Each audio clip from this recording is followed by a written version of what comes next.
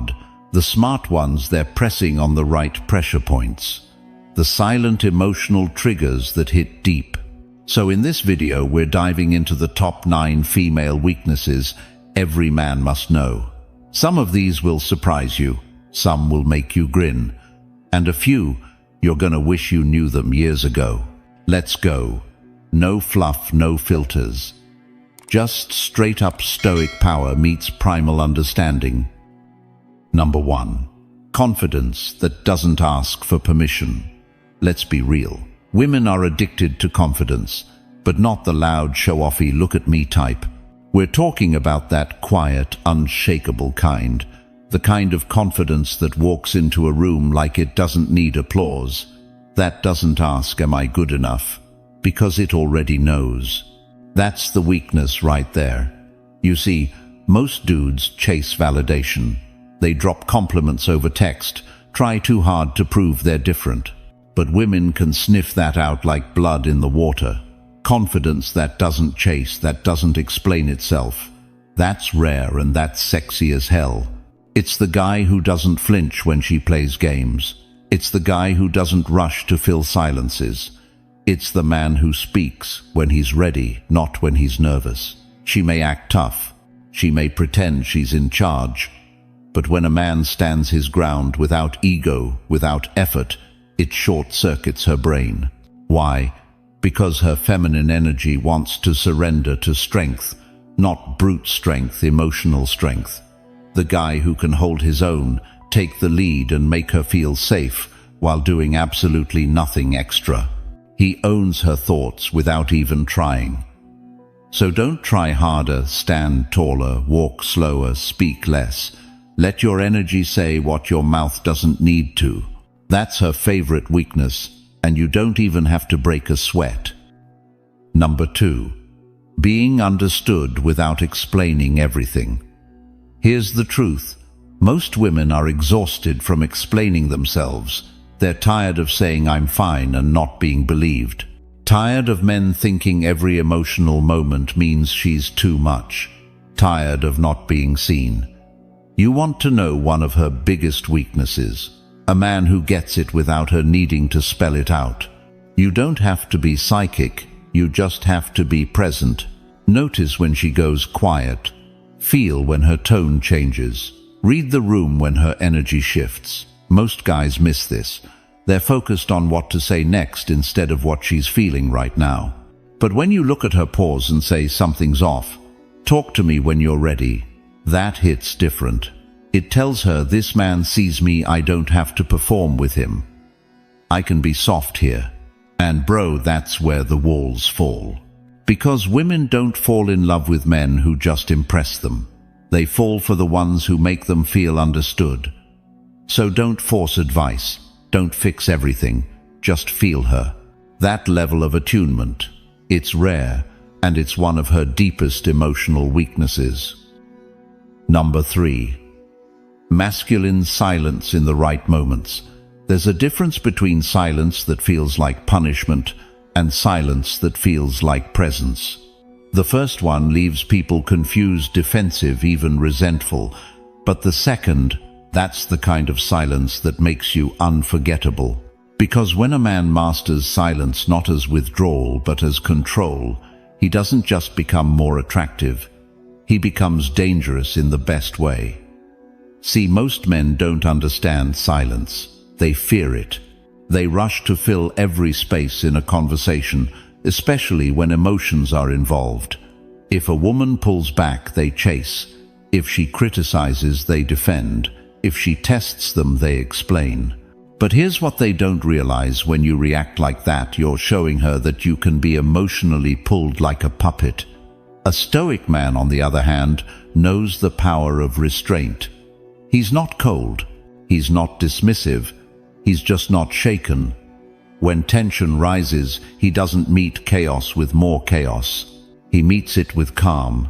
And sometimes that calm sounds like nothing. No defense, no explanation, just stillness. That stillness, it speaks volumes. It says, I'm not playing this game. It says, I don't need to argue to know I'm right. It says, Your emotions won't knock me off center. And trust me, women feel that deeply.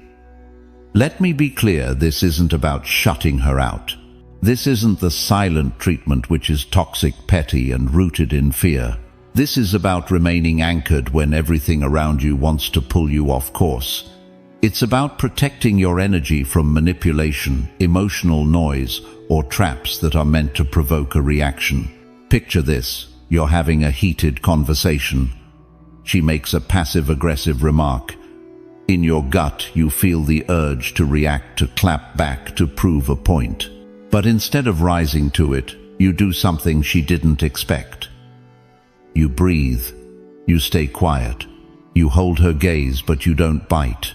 That moment, that's dominance. Not the kind that controls with force, but the kind that leads with presence. She feels it. And instead of continuing her spiral, she's drawn back into the moment, into your calm, into your leadership. Masculine silence in the right moment can stop a storm before it begins, because silence creates space. And in that space, people reflect. They become aware of their behavior. They question their own patterns. You don't have to say a word. The contrast between her emotional chaos and your grounded stillness is loud enough.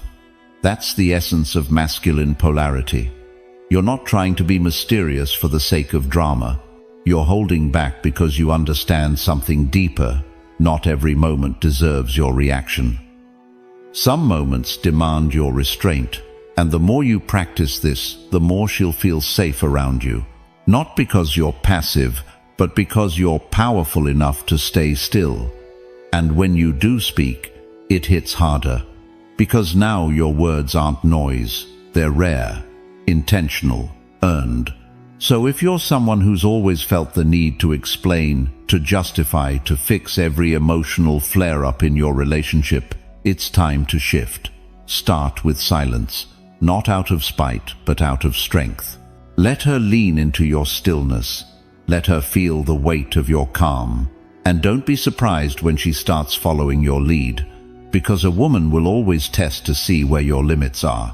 She's not doing it to break you. She's doing it to find out if you can hold the frame when she can't. If you crumble, she'll feel the burden of having to lead emotionally. But if you stay centered, she'll trust you in a way she can't even explain. Masculine silence is earned, and it's built moment by moment when you choose not to react, not to chase, not to panic. When you choose to be the eye of the storm. And if this hit home, if you've been giving too much of your energy to conversations that didn't deserve it, to women who expected you to bend emotionally just to keep the peace, it's time to reclaim that power. So pause for a second, reflect, and type this below: I speak with presence. Now listen. In the next part, we're going to reveal a trait that looks like confidence but is actually a shield women use when they feel most insecure. Spotting this early will save you from emotional traps most men never see coming. Stick around, you'll want to hear it. Number 4. Deep eye contact that doesn't flinch. There's something primal about eye contact, not the kind that's brief or polite. Not the kind you use to make small talk or avoid awkward silence. I'm talking about deep eye contact, the kind that holds, the kind that lingers a second longer than expected, the kind that says, I see you fully, and I'm not afraid of what I see. That kind of eye contact. It's not just powerful, it's transformative. Most men look away too quickly. It's almost automatic. She looks at them and they flinch. They glance down. They shift their posture. Their mind races. Am I saying the right thing? Does she like me? What does that look mean? But women are incredibly sensitive to microsignals. And when you break eye contact too fast, you're signaling something: weakness, insecurity, a lack of self-trust. But when you can meet her eyes and hold steady, especially in emotionally charged moments, something changes. Because deep, unflinching eye contact does a few things at once. First, it grounds you. It forces you into the present. You can't fake eye contact, not that kind. It's like a mirror. If you're unsettled inside, she'll feel it in a second. But if you're calm, rooted unapologetically there, your eyes will tell the truth. Second, it pierces through her defenses. She might be trying to act tough. She might be testing you with attitude or aloofness. But when your gaze doesn't waver, you bypass the act and go straight to the core. Not with aggression, not with neediness, but with masculine stillness. Third, it changes the emotional tone. People expect reactions. They expect you to look away, to fluster, to overcompensate. But your steady gaze says, I'm not here to impress. I'm here to observe, to feel, to understand. That's rare. And it disarms her in the most unexpected way. Now here's the key. The power of eye contact isn't in intensity, it's in presence. You're not trying to stare her down. You're not trying to dominate the moment. You're just there, fully. Nothing to hide, nothing to chase, just grounded awareness. That's where most men mess this up. They try to use eye contact as a tactic. They think if they hold it long enough, it'll create attraction. But if your energy is needy or performative, she'll feel it instantly. She won't say anything, but her body will tense. Her guard will go up. She'll sense that something is off. Because again, eye contact is a mirror. It reflects your state. If you're confident, it reflects confidence. If you're anxious, it reflects anxiety. If you're faking it, it reflects the lie. So the secret isn't in learning how to look confident. It's in becoming someone who doesn't flinch. That starts internally. When you hold eye contact, you're saying, I don't need to escape this moment. That alone makes you different, because the world is filled with people running from vulnerability, from discomfort, from presence. But you face it. You look into her eyes and don't blink first. And that's not just attractive, that's rare, that's memorable. You want to leave an impression that lingers in her mind. Don't try to impress her with words. Look her in the eyes with stillness and let her feel your self-trust. She'll remember it long after the conversation ends. Now here's a challenge for you. The next time you're with someone, anyone, practice holding eye contact for 1 second longer than you normally would. Don't force it. Just allow the silence, allow the connection, and most importantly, observe what comes up inside you. That tension, that's where your growth is. And if this message hits somewhere real, if you know you've been the guy who looks down too fast, who breaks the moment because it's uncomfortable, now's the time to change that. Type this below, I don't flinch. Because when you stop flinching, people stop treating you like someone who breaks under pressure. And hey, if you've felt the shift already, just wait. Because in the next part, we're going to unlock one of the most underestimated forces in attraction. It's not what you say. It's not what you do. It's what you withhold. And how that triggers her curiosity like nothing else. Stick with me. You're about to see why less is often more. Number 5. The need for mysterious depth. Let's be honest, most men misunderstand mystery. They confuse it with aloofness. They think being mysterious means being emotionally distant, vague, or hard to reach. So they play games, they withhold affection, they disappear and reappear to seem unpredictable. But here's the truth, that's not mystery. That's emotional immaturity wearing a mask. Real mystery doesn't come from avoidance. It comes from depth, a kind of internal richness that isn't broadcast but felt. You see, mystery isn't about what you hide. It's about what you don't feel the need to explain. It's about who you are beneath the surface and how comfortable you are letting people discover that slowly. And to be honest, that's what women crave.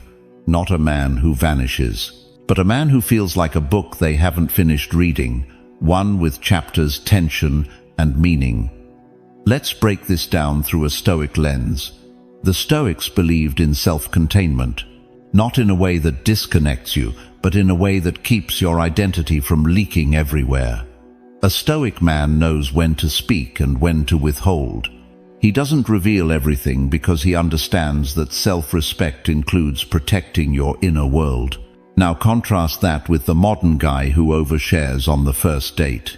He talks endlessly about his past, his pain, his goals, not because he's being authentic, but because he's trying to prove his worth through emotional exposure. That's not vulnerability. That's desperation disguised as openness. A man with mysterious depth does the opposite. He's open, but selectively. He listens more than he talks. He answers questions, but rarely more than what's necessary. And somehow, without trying, he pulls people in. Because he doesn't flood the room with his story, he gives just enough for you to wonder what's beneath it. That's magnetic. And here's why mystery creates space. And space allows the other person to engage their curiosity. In a world full of noise, a man who doesn't broadcast every detail becomes a riddle, and the human mind hates unresolved tension. We're wired to chase the answers, to seek the full picture. So when you hold a part of yourself back, not from fear, but from power, you naturally invite pursuit. Let me give you a real-world example. You're on a date. She asks about your past relationships. Instead of unloading every heartbreak, you pause, smile, and say, "Let's just say I've learned a lot, but I'd rather show you who I've become than tell you who I was." Boom. You've said everything and nothing. And now she's intrigued, not because you avoided the question, but because you answered it with intention, with control, with presence. That's depth. Another scenario, she asks what you do for a living. Most guys rattle off their resume. You. Keep it simple. I build things. Mostly things that help people solve quiet problems. And then you shift the focus back to her. You're not hiding, you're anchoring. You're showing that your identity isn't glued to a job title. It runs deeper. The Stoics believed that a man should be difficult to disturb, and that includes emotionally.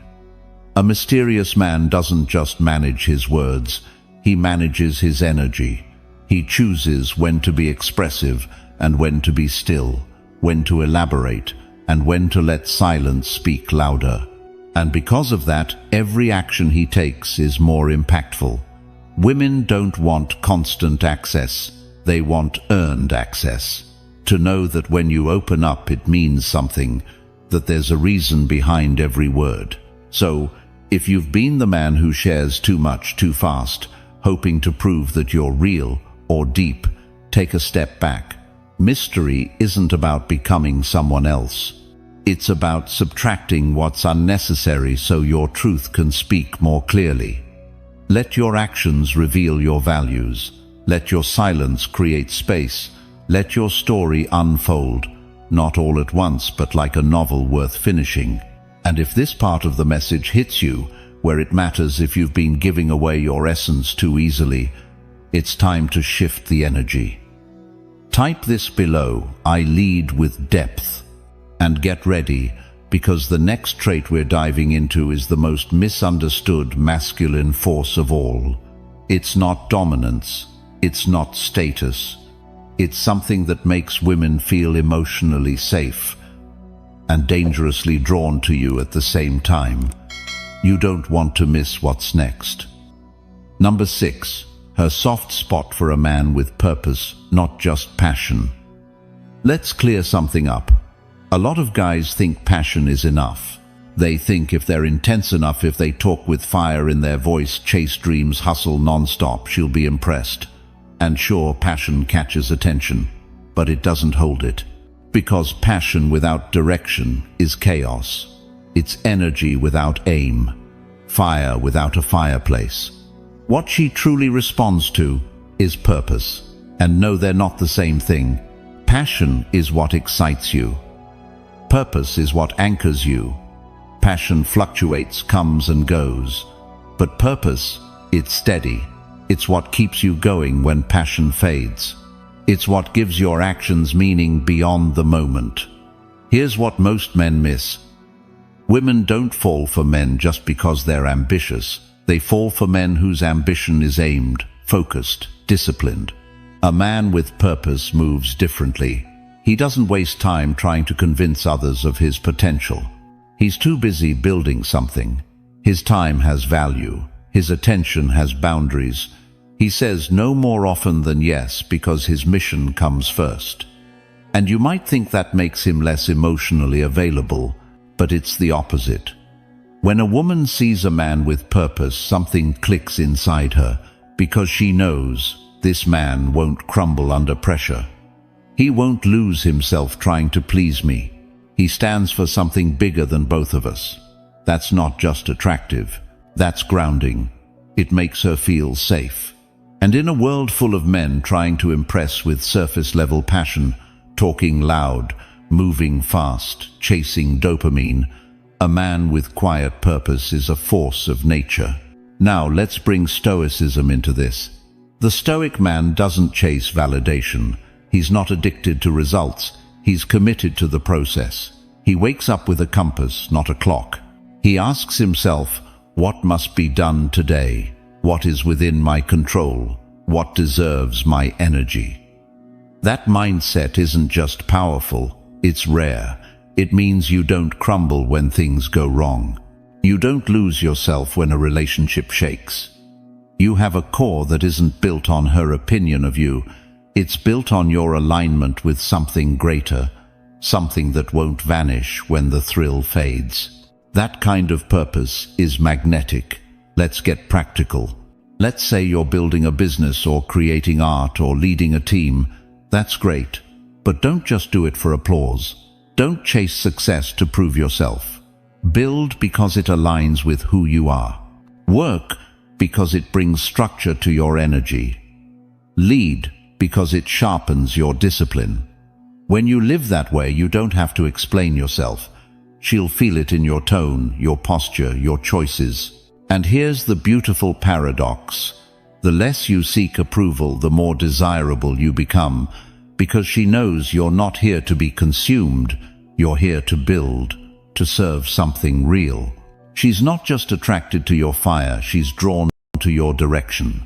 And if you've been all passion with no purpose, if you've been chasing energy spikes trying to keep her attention with excitement, it's time to shift. Because she'll feel the difference between a man who burns fast and one who burns steady. Purpose makes you steady. So here's your moment of reflection. What are you building that would matter even if no one clapped for it? What do you return to when the emotions fade and the noise dies down? That's your purpose. Start living from there. Let that guide your mornings, your boundaries, your energy. And the next time you speak with her, don't try to impress. Let your alignment speak. Let your discipline show. And if she's the right kind of woman, she'll feel it, she'll respect it, and more than that, she'll soften toward it. Because every truly feminine woman has a soft spot. For a man who doesn't just feel deeply, but builds clearly. Type this below, I move with purpose. Because when your life becomes more than a chase for passion, you stop being another thrill and start being the real thing. Stick around, because what's coming next isn't about strategy. It's about the one inner trait that silently draws her in, even when you say nothing at all. Number 7, her hidden yearning to be led without being controlled. Let's get this straight from the start. Most men either overdo this or avoid it entirely. They either try to dominate every move she makes, or they back off completely pretending leadership is toxic. But both approaches miss a deeper truth. Many women secretly yearn to be led not because they're weak, but because true leadership creates emotional safety. Now, let's be clear, she doesn't want to be bossed around. She doesn't want you micromanaging her life, making every decision, or using masculinity as a mask for control. That kind of behavior triggers resistance, not attraction. What she wants is to feel a man's direction, not because he demands authority, but because he radiates clarity. It's that powerful, grounded presence that says, I know who I am. I know where I'm going. And I've got this even when things get messy. That's the kind of energy she can relax into. That's the kind of presence that makes her feel emotionally held.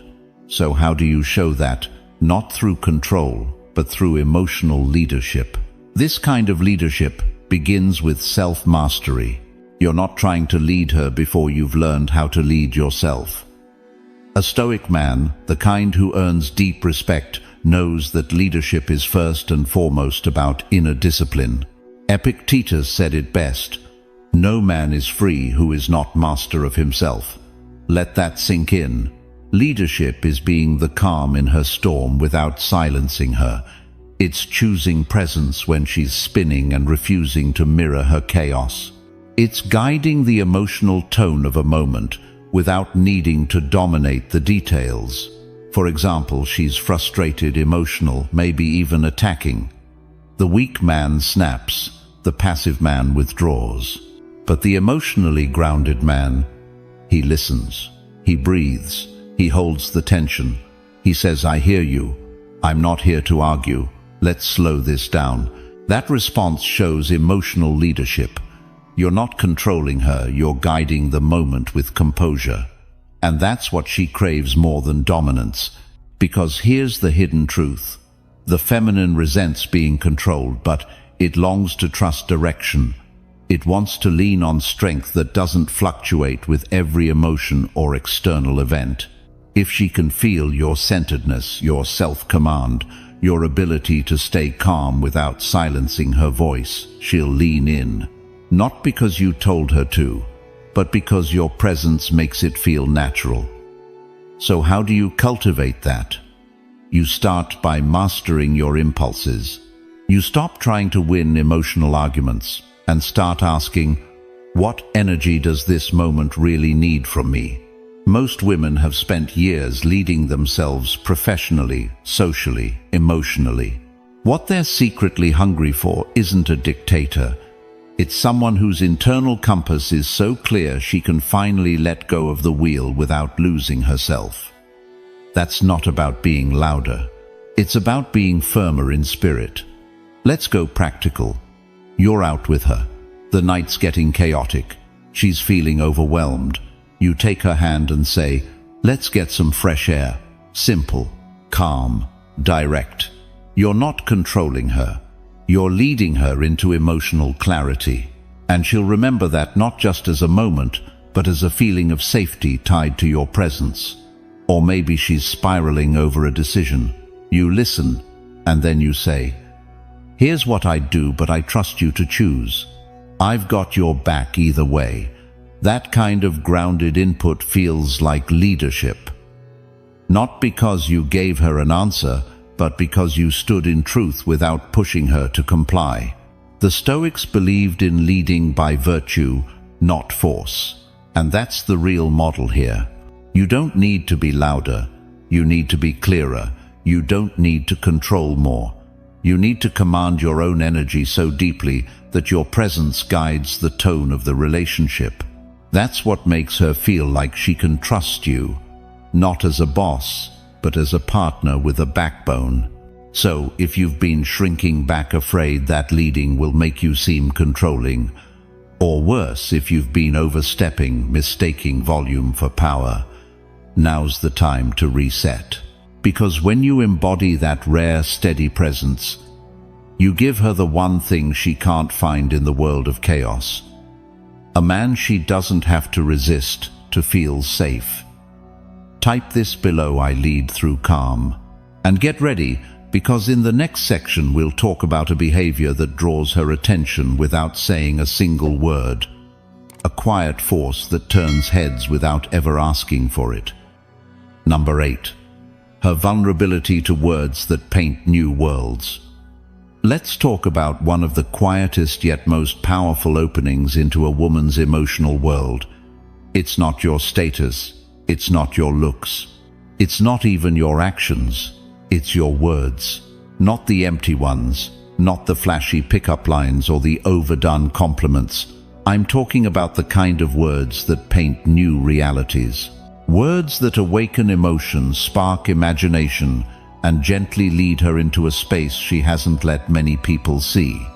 Because here's what many men don't realize. Women are vulnerable to language that carries vision. It's not manipulation, it's connection. And when you speak from a place of grounded imagination, when your words aren't just noise, but a lens that reveals something deeper, that's when you stop being just another guy and become an experience. You see, women live in emotional landscapes. They feel in colors, metaphors, memories. So when you speak in ways that touch those inner visuals, not just facts and logic, but stories, tones, and texture, you bypass surface attraction and go straight to the emotional core. Let me show you what that looks like. You could say, "You look good tonight." Basic, expected. Now compare that to, "There's something about the way your presence shifts a room, like the energy calms down when you walk in." Suddenly it's not just about how she looks, it's about how she affects the environment. You've placed her in a larger frame. You've shown her a version of herself that maybe she's never fully seen. That's what I mean by painting new worlds. And it's not about being poetic for the sake of being smooth. It's about speaking from awareness, from presence, and from emotional insight. That's what Stoicism trains us to develop: deep internal clarity, so our words don't come from ego, but from intention. A Stoic man knows that words are tools. Used carelessly, they create confusion. Used consciously, they shape perception. Marcus Aurelius once said, "The soul becomes dyed with the color of its thoughts." Now think about that in conversation.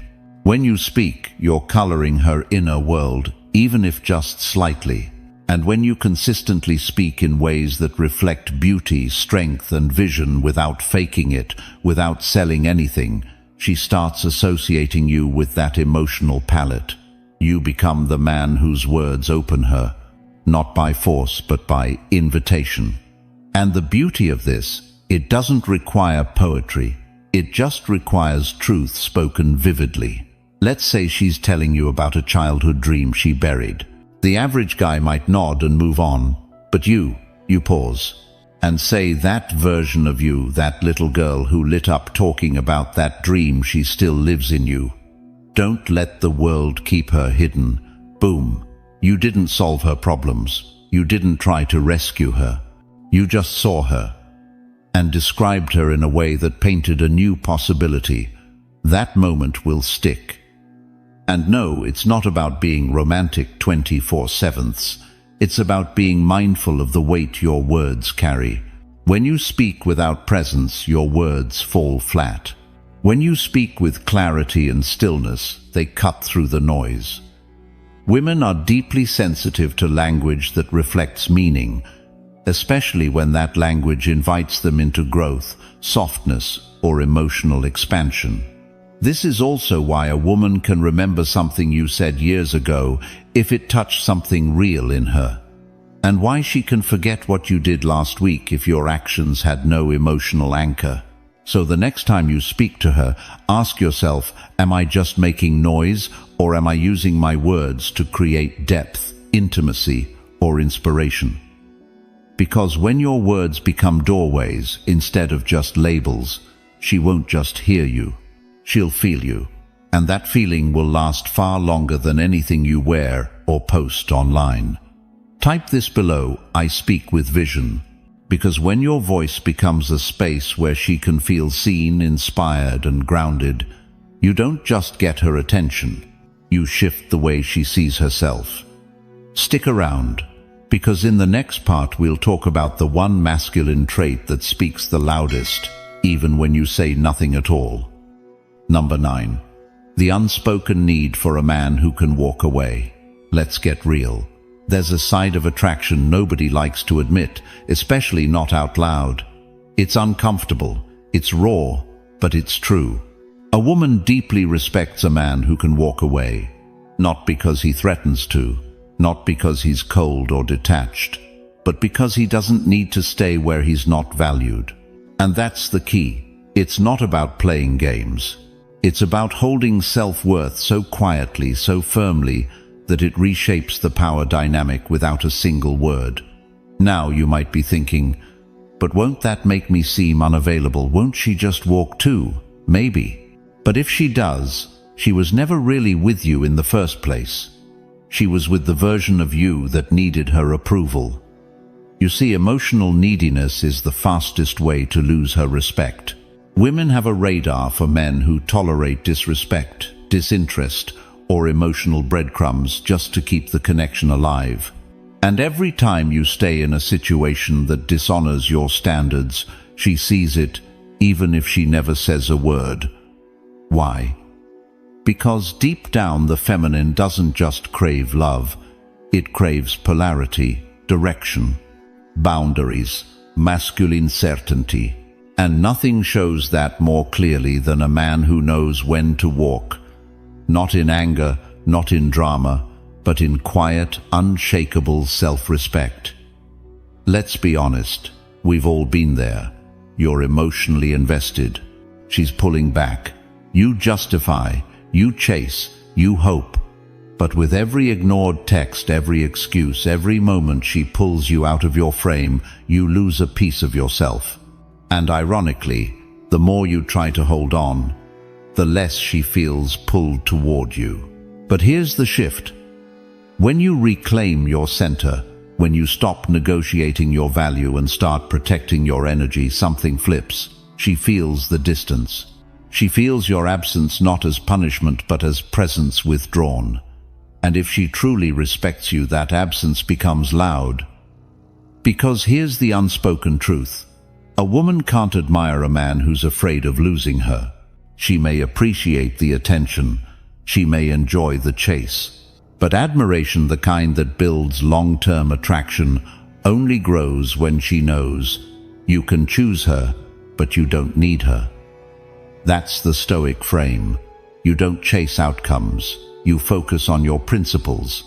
You show up with heart, but never at the cost of your self-respect. Seneca wrote, "If you live in harmony with nature, you will never be poor. If you live according to what others think of you, you will never be rich." Let that land. Because when you act from lack, from fear, from emotional survival, you give your power away. But when you stand still in your worth, even when it costs you something, you reclaim everything. And sometimes that means walking, not as a threat, but as a reminder to both of you of who you are. It's in those moments she sees what kind of man you are. The kind who doesn't argue for his value, the kind who lets go when respect is gone, the kind who isn't moved by emotion alone but by clarity. And guess what? That kind of man doesn't just get women chasing, he gets women respecting, because he's not addicted to approval, he's devoted to truth. So what does this look like practically? She flakes again. She pulls back emotionally. She starts sending mixed signals. You don't beg. You don't lash out. You step back. You stop initiating. You don't fill the silence with need. You let her feel the weight of losing your presence. And maybe she comes back. Maybe she doesn't. But either way, you stay rooted in your worth. Because your dignity doesn't depend on how she responds. It depends on how you honor yourself. So, if you've been tolerating less than you deserve, if you've been holding on out of fear instead of walking away in strength, this is your turning point. She'll never say it outright. But the moment she senses that you can walk away, that's when she realizes she doesn't want you to. Type this below. I walk with worth. And stay tuned, because in the final section we'll explore one last weakness most men never notice. A soft spot so hidden it only appears in front of men who've mastered emotional independence. Number 10. Her softness only rises when your energy makes space for it. Let's wrap this up with something subtle, something most men miss, even the smart ones. You can do everything right. Lead with strength. Speak with vision, show presence, discipline, confidence. But still, she won't soften. She'll keep her guard up, stay busy, talk fast, stay edgy. And you'll wonder, am I not enough? Here's the truth. Her softness isn't a performance, it's a response. And it only rises when your energy makes space for it. You don't force her into it. You don't demand vulnerability. You don't expect her to be feminine on command. Because here's what most men don't understand. Softness requires safety, not physical safety, emotional safety. And emotional safety begins with one thing: stillness, your grounded presence. When you walk into a room and your energy says, "Nothing you do will shake who I am," that's when she starts to let go. Think about it. She's spent years building walls. She's been told to hustle, to prove herself, to protect herself. She's seen men react, manipulate, get passive-aggressive, explode, withdraw. So when you come along and you're just calm in how you look at her, calm in how you listen, calm in how you hold space when she's spiraling, that's when her nervous system exhales. And in that silence, not the awkward kind, but the rooted kind, she softens. But you can't fake it. If your calm is just an act to get something in return, she'll feel it. If your composure is really suppression, she'll push against it. But when your calm comes from a place of true internal command, when you've done the work, when you've tamed your own mind, that's when her softness comes out. Not as a trick, as trust. This is why Stoicism matters, because it teaches you not to be emotionless, but to be emotionally untouchable. Not because you don't care, but because you've trained yourself not to react out of fear or ego. Marcus Aurelius said, "Be like the cliff against which the waves continually break, but it stands firm and tames the fury of the water around it." That's what she's testing for without even knowing it. Can you hold your ground, not in resistance, but in peace? Because when a man doesn't flinch, when he doesn't need to dominate, when he doesn't fold into her emotions or try to fix them too fast, he creates space. And that space is where her softness lives. Now here's the secret. Her softness isn't for every man. She won't offer it just because you're nice, or strong, or even respectful. She offers it when you've earned it, not by chasing, not by proving, but by being the kind of man who holds silence like it's sacred, the kind who listens without needing a solution, the kind who remains composed when her emotions flood the room, not to dismiss her, but to give her something stable to lean on. And when you do that, something shifts. She touches your arm in a way that says, "I feel safe here." She shares something deeper, not to test you, but to meet you. She stops trying to control every detail, because for the first time in a long time she can let go without collapsing. You want to unlock her softness, then be the silence her chaos respects. Be the calm that doesn't chase. Be the strength that doesn't flex. Be the man who doesn't need to win the moment, because he's mastered himself beyond it. At the end of the day, she doesn't need you to be perfect. She just needs to know that when her world shakes, yours won't. That's when her softness shows up.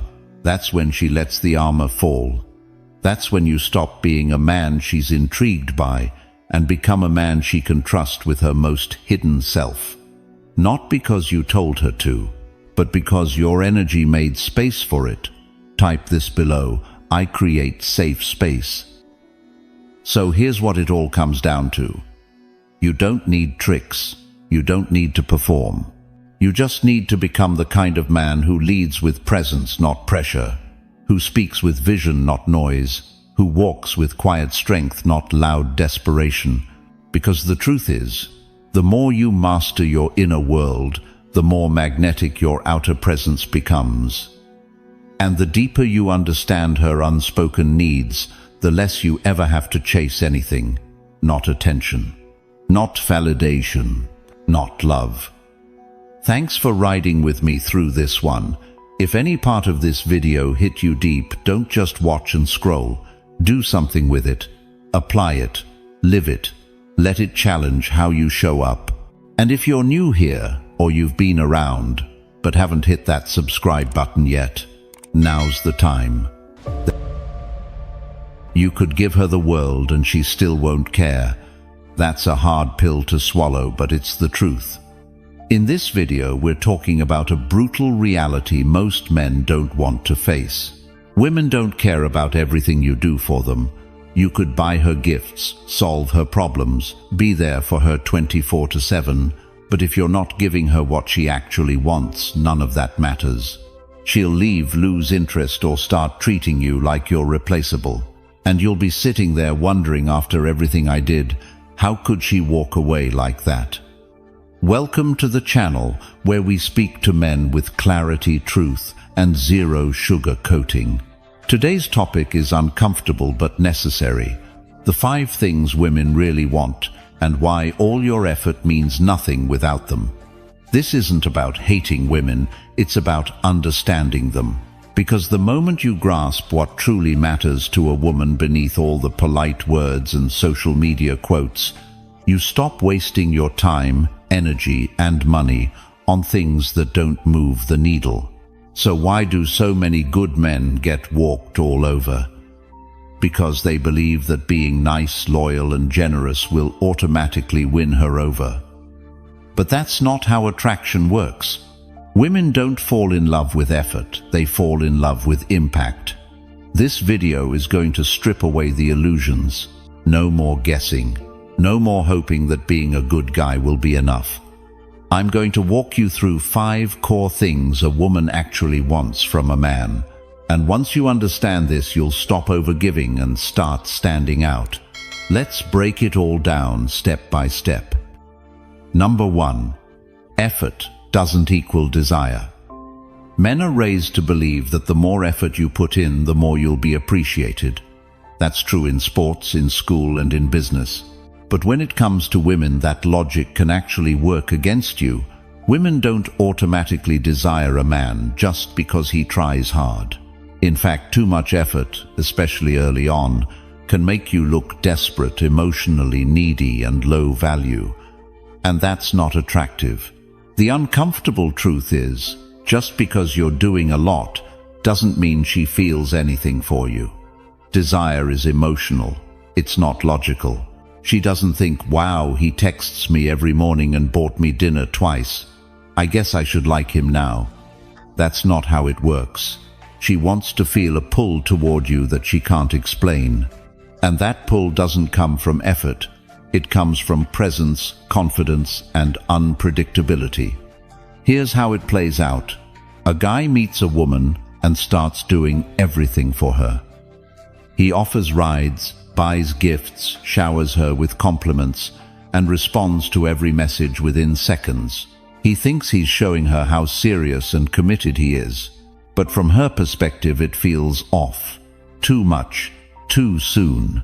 She starts to wonder, why is he trying so hard? What does he want from me? Why doesn't he have anything else going on?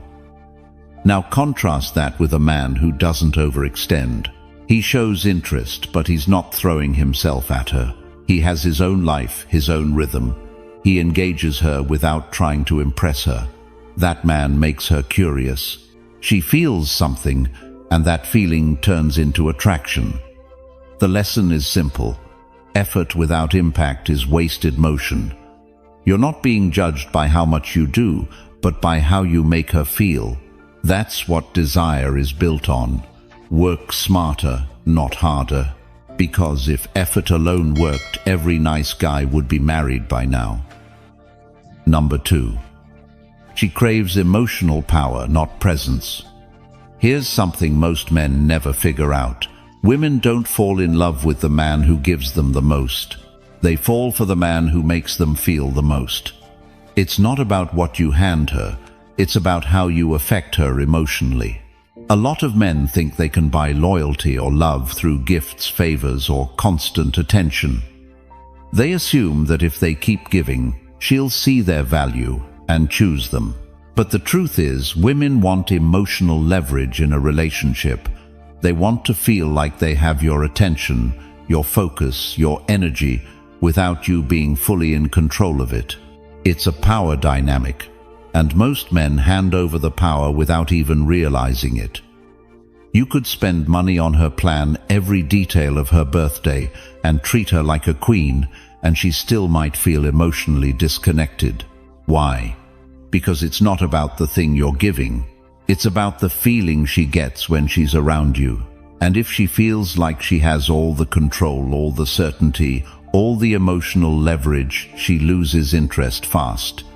She doesn't want to be worshipped. She wants to be stimulated. She wants the emotional ride, not the perfect routine. Predictability is not romantic. Emotional engagement is. She wants to feel tension, curiosity, anticipation. She wants the kind of connection that keeps her guessing a little, not a man who's trying to win her approval every second of the day. This is where most men mess up.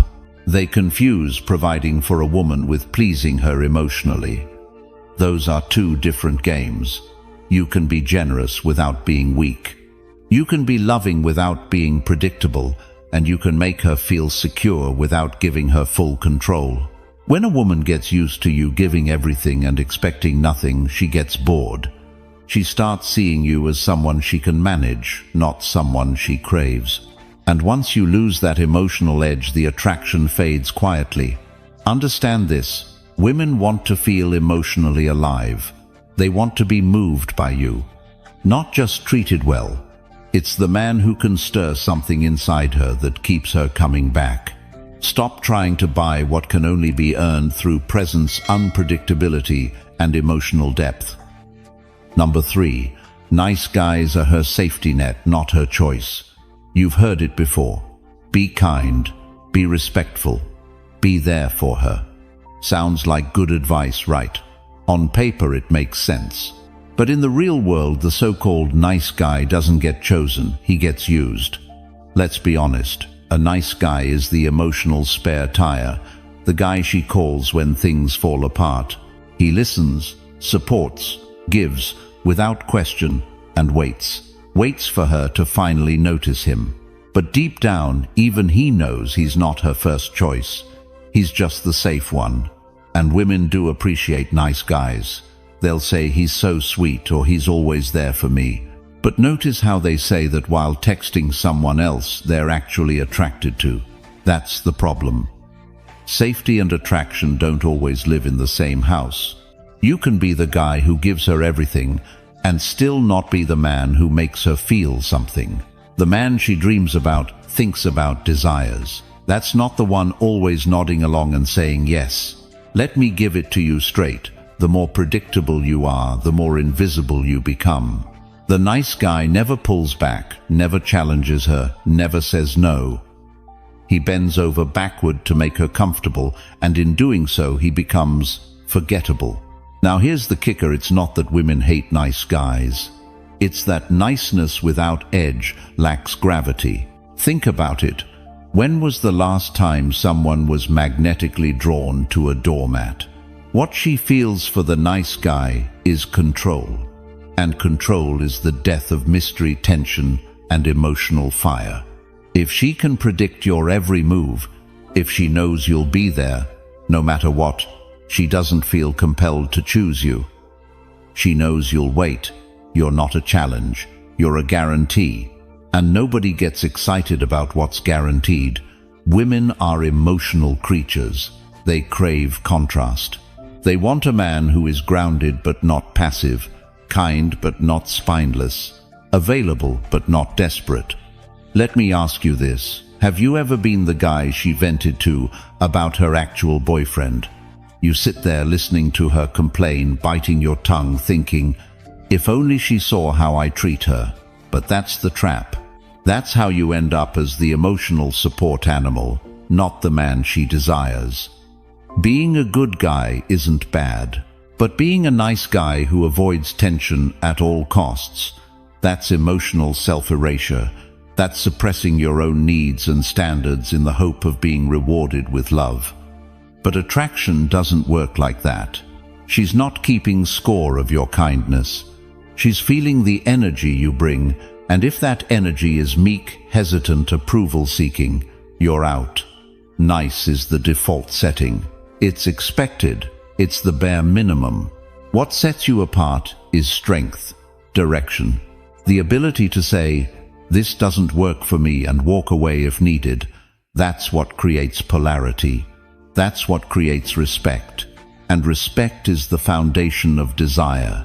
Stoicism teaches us that a man's peace cannot be dependent on others. That includes women. If you're constantly waiting on her recognition to feel whole, you've already given up your power. Marcus Aurelius didn't beg for validation. He built himself from the inside out, quietly, relentlessly. Here's a simple shift. Stop orbiting her life like a satellite. Start living like a star in your own universe. If she fits, she fits. If not, you don't shrink, you expand. That shift in energy is powerful. It turns you from a fallback into a focus, from tolerated to unforgettable. So if you've been stuck in the nice guy trap, let this be the moment you get out. Not by becoming cold, not by pretending, but by standing tall in your value and no longer trading your time, attention, and energy for the faint hope of being picked. Comment below, "I've seen this," if you've ever been the one she called until someone better came along. And remember, when you stop trying to be chosen, you start becoming impossible to ignore. Number 4. Validation makes you weak in her eyes. Let's get this out of the way. Everyone likes to be appreciated. Compliments feel good. Being told you're amazing or "you mean a lot to me" hits the ego in all the right places. But when your sense of worth depends on hearing those things, especially from her, you're not receiving validation. You're begging for it. And women can sense that a mile away. Here's what you need to understand. Validation-seeking behavior is not just unattractive, it's repellent. It signals to her that your self-worth is shaky, that you need her to tell you you're a man before you feel like one. And the moment she sees that, something shifts. She no longer looks up to you. She looks down.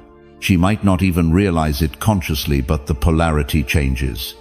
Because the man who's constantly chasing approval, who needs constant reassurance, doesn't lead, he follows. And following, energy kills attraction. Let me give it to you straight. When you fish for compliments, over-explain yourself. Ask, are you mad every time she goes quiet, or get visibly anxious when she's not validating your presence? You're bleeding masculine energy. And deep down you know it. You know what it feels like to shrink in a moment when you should have held your frame. To apologize for having standards just so she wouldn't get uncomfortable. To tailor your words so she doesn't pull away. That's not strength, that's performance. And every time you do it, you train her not to respect you. Now, don't twist this. I'm not saying you should be cold or robotic, but your center, your core identity, can't be up for auction every time she's in a mood. You can't outsource your self-worth to her attention. When you do that, you teach her one thing: your value is negotiable. And no woman wants to be in charge of your confidence. It's not sexy. It's exhausting. She wants a man who's rooted, who can take silence, distance, or even conflict and not flinch, not crumble, not chase. The Stoics knew this centuries ago. Epictetus said, "If you want to improve, be content to be thought foolish and stupid." Why? Because they understood that the opinions of others, especially momentary approval, are not a stable foundation. You cannot build a grounded life on the shifting winds of someone else's mood. A man who practices Stoicism doesn't avoid emotion. He just doesn't hand over his emotional keys to anyone else. So how do you break the need for validation? You start by noticing it. The little moments. That micro hit of anxiety when she leaves you on read. That subtle urge to explain yourself when you feel misunderstood. That emotional dip when she's less responsive. Catch it, name it, and then don't act on it. Instead, act from principle, from direction. Ask yourself, what would the man I want to become do in this moment? Not the scared boy, not the eager pleaser. The man. That's where your power lives. And when you start living from that place, she feels it. Your energy shifts from needy to magnetic, from reactive to composed, from waiting to be chosen to already being enough. Comment below, I felt that. If you've ever caught yourself chasing validation and felt smaller because of it, and if this hit you hard, it should, because this is where most good men get stuck. They're not weak. They're just wired to find identity in approval. But that wiring can be broken, rebuilt, replaced with clarity, calm, and self-leadership. And if that's what you want to build, subscribe now. This channel isn't for passive listeners. It's for men who are done explaining themselves, done begging to be seen, and ready to own their presence. And if you're serious about leveling up, join the Brotherhood. Become a member and get access to deeper training, behind-the-scenes conversations, tools, and strategy we don't post publicly. No fluff, no gimmicks, just men becoming unshakable. So hit that subscribe button and step inside, because validation won't make you strong, but building yourself from the inside out, that will make you unforgettable. Number 5. Mystery beats consistency every time. Let's be real. If you've ever thought, I just need to show her I'm dependable, or if I keep being consistent, eventually she'll see my value, you're already losing the game. You don't even realize you're playing. Because when it comes to attraction, especially female attraction, mystery always beats consistency every single time. Now, I know that might sound wrong. We've all been fed the idea that being reliable, available, and steady is what makes a woman feel secure. And sure, consistency has its place, but here's what most guys miss. Consistency without polarity becomes monotony. You show up every day. You text good morning. You check in. You plan the dates. You compliment her constantly. You're consistent, predictable, safe. But slowly, without her even noticing, it starts to feel flat. Why? Because when a woman can predict everything you're going to say, do, or feel, she stops feeling anything. You don't excite her nervous system. You don't spark curiosity. You don't create emotional gravity. She knows what's coming before it even happens, and that kills desire. Let's break it down. Desire needs space. It needs contrast. It feeds off uncertainty, not insecurity, but the healthy kind of, I don't fully have him yet. The kind that makes her lean in, think about you, replay your words, wonder what you're thinking. Nice, consistent guys don't leave that gap. They fill it. They over-explain, over-text, over-commit, and leave nothing to the imagination. Meanwhile, the guy who texts back when he's ready, who doesn't overshare, who shows up unpredictably, but with intention, that guy leaves a trail of emotional tension. And that tension, that's the birthplace of attraction. Now let's be clear, mystery doesn't mean manipulation. It doesn't mean playing games or acting distant just to trigger a reaction. It's about maintaining a life, a rhythm, an identity that isn't entirely orbiting her. It's about being unavailable sometimes, not because you're trying to punish her, but because you're busy building something. It's about leaving some parts of you unspoken, not fake, just not on display 24/7. Here's a truth most men never hear: when you leave a woman with something to figure out, she becomes emotionally invested. Her thoughts return to you. She creates the storyline, the tension, and you didn't have to do anything except not overexpose yourself. Think about it. What keeps you hooked on a good movie? It's not knowing every detail. It's the suspense, the slow reveal, the unanswered question, the not quite knowing.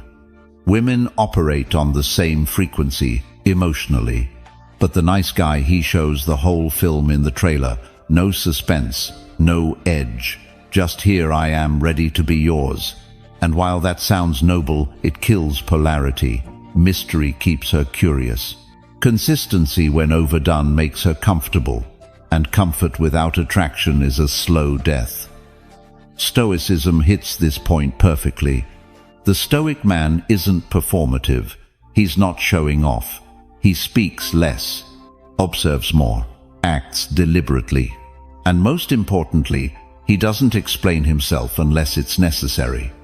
Marcus Aurelius didn't write, "Make sure they understand you." He wrote, "Waste no more time arguing what a good man should be. Be one." So don't explain the mystery. Don't ruin the edge by seeking approval. Don't trade your gravity for constant visibility. The strongest men know when to be seen and when to step back into the shadows. Comment below, "I've felt that." If you've ever seen the energy shift the moment you stopped being so available. And here's the thing, it's not about playing hard to get. It's about being hard to forget. When she doesn't know exactly where she stands with you, but she senses depth, confidence, and calm leadership, her mind starts to spiral. In a good way. She thinks about what you're doing, what you're thinking, what you'll say next. And that tension pulls her in. Mystery isn't about hiding, it's about holding. Holding space, holding power, holding back just enough to stay sharp in her mind. So sure, be consistent in your values, your mission, your direction. But don't confuse emotional exposure with intimacy. Don't confuse availability with magnetism. Mystery is your edge. Use it, and watch what happens next. Number 6. She wants to feel challenged, not worshipped. Let's get something straight. She doesn't want a fan. She wants a force. And if you think putting her on a pedestal, praising everything she does, and treating her like a flawless goddess will make her stay, you're in for a rude awakening. Because while that kind of worship might feel romantic to you, to her it feels hollow. Women don't crave perfection, they crave polarity. And polarity doesn't come from worship, it comes from challenge. Now, challenge doesn't mean arguing, nagging, or picking fights. That's immaturity. Real challenge is energetic. It's the vibe of, I'm not here to impress you. I'm here to meet you where you're strong and push you where you're soft. It's the ability to disagree with her without fearing she'll walk away. It's holding your frame when she tests your boundaries. It's calling her out not to hurt her ego, but to awaken her standards. Because whether she says it or not, she wants to feel something. And emotional tension, the right kind, is what keeps that spark alive. Let me ask you something. Have you ever gone out of your way to do everything for her? Always say the right thing, suppress what you really think, to keep the peace, only to watch her slowly lose interest. That's not bad luck, that's the worship trap. When a woman senses that you're molding yourself around her, never pushing back, never leading the way, she may enjoy the attention at first, but eventually the energy shifts. You become predictable, you become soft, you become easy to dominate. And no woman respects a man she can dominate. Attraction fades the moment she feels more masculine than you. And worship does exactly that. It flips the polarity. You stop being the grounded leader. You become the emotional follower. And even if she stays, she's already pulled away internally. Now, here's where challenge changes everything. When you challenge her mentally, emotionally, spiritually, you activate something deeper than surface-level attraction. You activate her growth instinct, her respect, her desire to rise to meet you. But again, challenge doesn't mean control. It's not about power trips. It's about standing strong in your own principles and inviting her to do the same. It's telling her, I hear you, but I don't agree, and not backing down when she throws attitude. It's saying no when she expects yes, not to punish her, but to show her that your attention is earned, not handed out like a trophy. It's holding space when she's emotional without trying to fix or please, but just being still, like a mountain, unshakable. That kind of presence, that's what makes her lean in. She doesn't want to be worshipped. She wants to feel like she's with someone who sees her clearly, flaws, edges, brilliance, all of it, and doesn't get lost in her beauty. Because when you see her without being blinded by her, she respects you. And when she respects you, everything changes. She listens differently, shows up differently, loves differently. And that's where Stoicism gives you an edge most men miss. Stoic men don't chase chaos. They don't idolize anyone, not even the woman they love. They walk into relationships with clear values, emotional control, a grounded sense of self. And in doing so, they naturally challenge the world around them, including her. Marcus Aurelius didn't say, "Flatter those who matter." He said, "Waste no time worrying what others think of you." So stop asking how to make her like you. Ask instead, am I living in a way that commands respect, even if no one claps for it? Comment below, I've felt that. If you've ever lost someone by playing it too safe, too nice, too pleasing, because you weren't meant to be a worshipper. You were meant to be a mirror, reflecting strength back at her. Calmly, firmly, without apology. And here's the beautiful twist. When you challenge her, she feels more alive. She respects you more. She shows up more fully. And that connection, it doesn't burn out. It evolves. So stop playing small in hope she'll stay. Challenge her to rise. And if she can't, let her go. Because the man you're becoming doesn't worship women, he inspires them. Number 7. Being needed is not the same as being wanted. There's a dangerous illusion a lot of men fall for, and it's this idea that if she needs you, she'll stay. That being the one who solves her problems, lifts her up when she's down, helps her through life's mess, somehow earns you a place in her heart. It feels noble, masculine even. But here's the raw truth. Being needed is not the same as being wanted. In fact, sometimes it's the opposite. Because need creates dependency, and dependency is about survival, not desire. A woman might cling to you out of comfort, out of fear, out of convenience. But clinging isn't choosing. Clinging is survival. And trust me, that's not the energy you want to build attraction on. When someone needs you, it means you serve a purpose. When someone wants you, it means you are the purpose. And if you're honest with yourself, you've probably been on the receiving end of this. Maybe you were there when she had no one else. Maybe she cried on your shoulder, vented about her life, leaned on you financially or emotionally, and in that chaos you felt important. You felt chosen, needed. But as soon as she stabilized, when her life started coming back together, her energy changed. Suddenly she pulled back. You became less interesting. She didn't need you anymore. And that's when you realized she never truly wanted you. That's when it stings, because you thought your presence meant something deeper. You thought showing up earned you a seat at the table, but all it did was make you useful. Useful doesn't mean magnetic. It doesn't mean valued for who you are. It means you were convenient, replaceable. Let that sink in. Stoicism teaches us to seek clarity, not comfort. And clarity means facing the fact that being someone's emotional crutch is not the same as being someone's emotional pull. So, how do you tell the difference? Here's the shift. When someone wants you, they engage with you when they don't have to. There's no crisis, no emotional breakdown. They reach for you out of desire, not desperation. They want your presence even when they're okay. They value your thoughts even when they're not broken. They come closer even when they have space. And you know what kind of man attracts that? The one who isn't trying to be needed.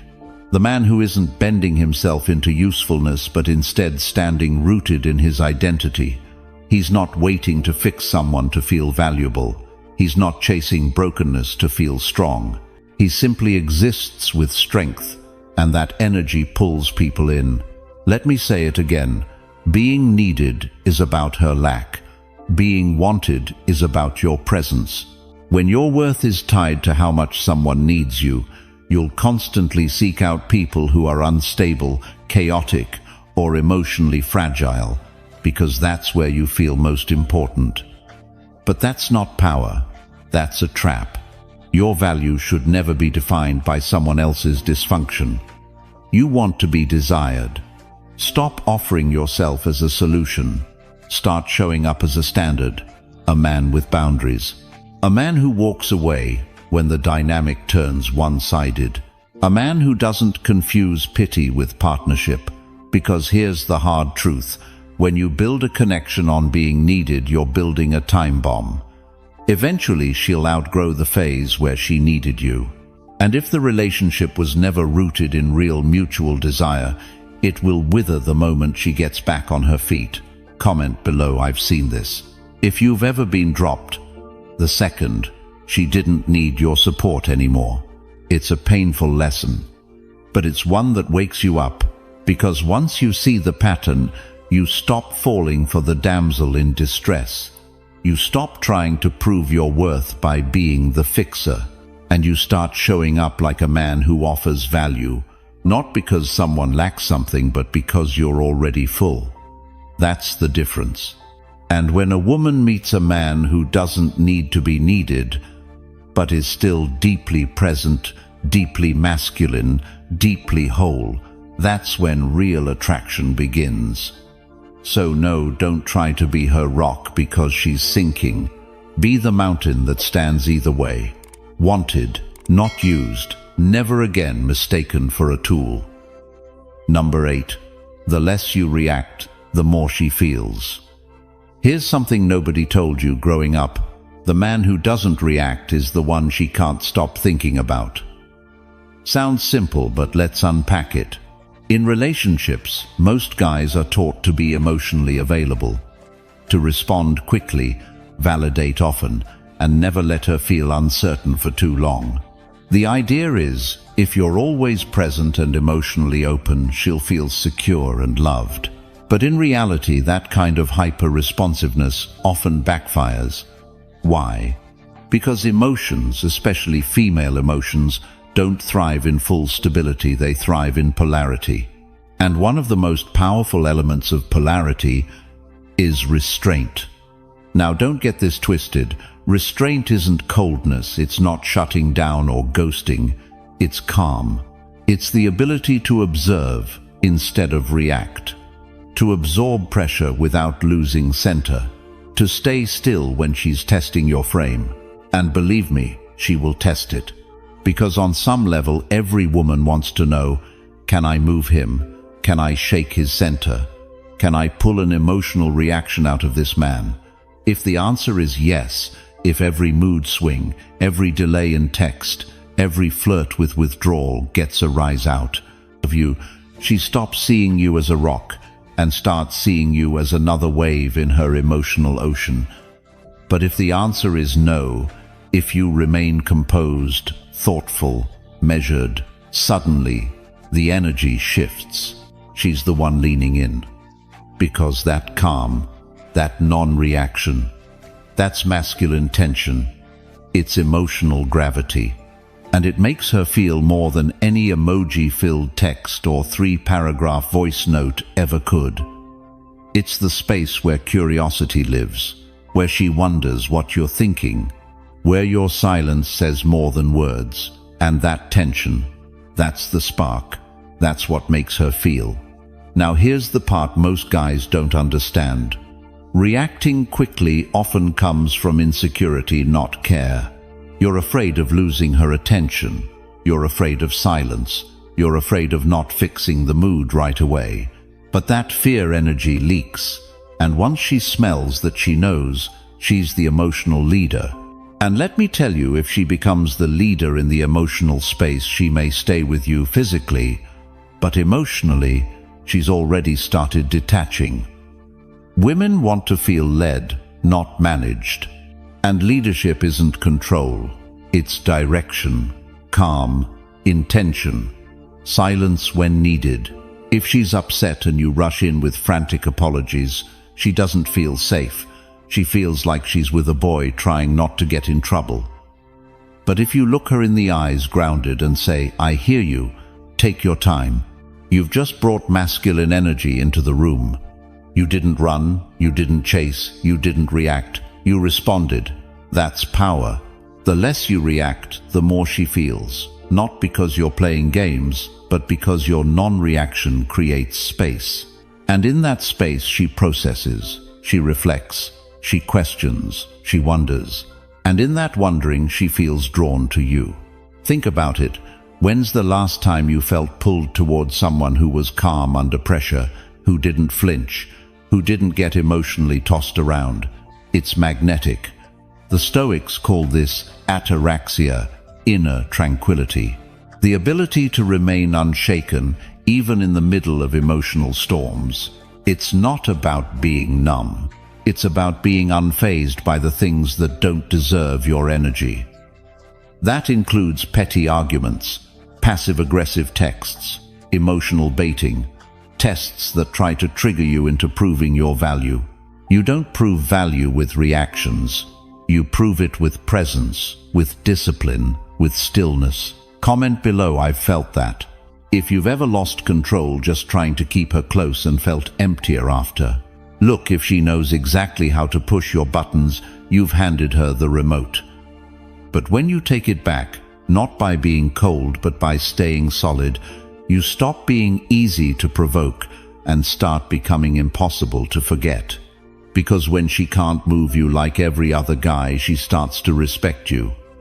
And when that respect sets in, desire follows. So breathe, pause, let silence work for you. She doesn't need your instant reaction. She needs your unshakable presence. Number 9. If she doesn't earn you, she won't value you. Let's stop lying to ourselves for a second. You've been told that to win a woman over you need to show her how much you care. Be available. Be generous. Be consistent. Basically, just be there. And while those things aren't wrong, they're not what makes her stay. Here's the brutal truth. If she doesn't have to earn you, she won't value you. That might sting, but deep down you've seen it play out. You gave her your time, your energy, your heart, maybe even your money. You put her first before yourself, before your goals, sometimes before your own self-respect. And at first she seemed grateful, responsive, maybe even affectionate. But then the shift happened. Slowly she got colder, more distant, less impressed, less invested. And you were left wondering, what did I do wrong? The answer you gave before she earned. And people, men or women, don't treasure what comes too easily. When you give away your presence, your attention, your commitment without any challenge, without making her show up for it, she subconsciously files you under available by default. And you never want to be default. You want to be a reward, not a consolation prize. Now here's what most guys get wrong.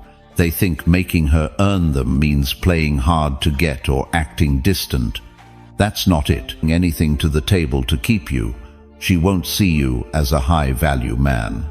She'll see you as someone hoping to be chosen. And the moment you start hoping to be chosen, you lose your edge. A man who knows his worth doesn't chase affection. He doesn't prove himself through overgiving. He lets women reveal themselves through their investment, through how they treat his time, through how consistent they are, through what they offer without being asked. And when a woman earns access to that man, she values him, she respects him, because she worked for it, because she felt the cost of getting close to him. This is why casual flings fade so quickly.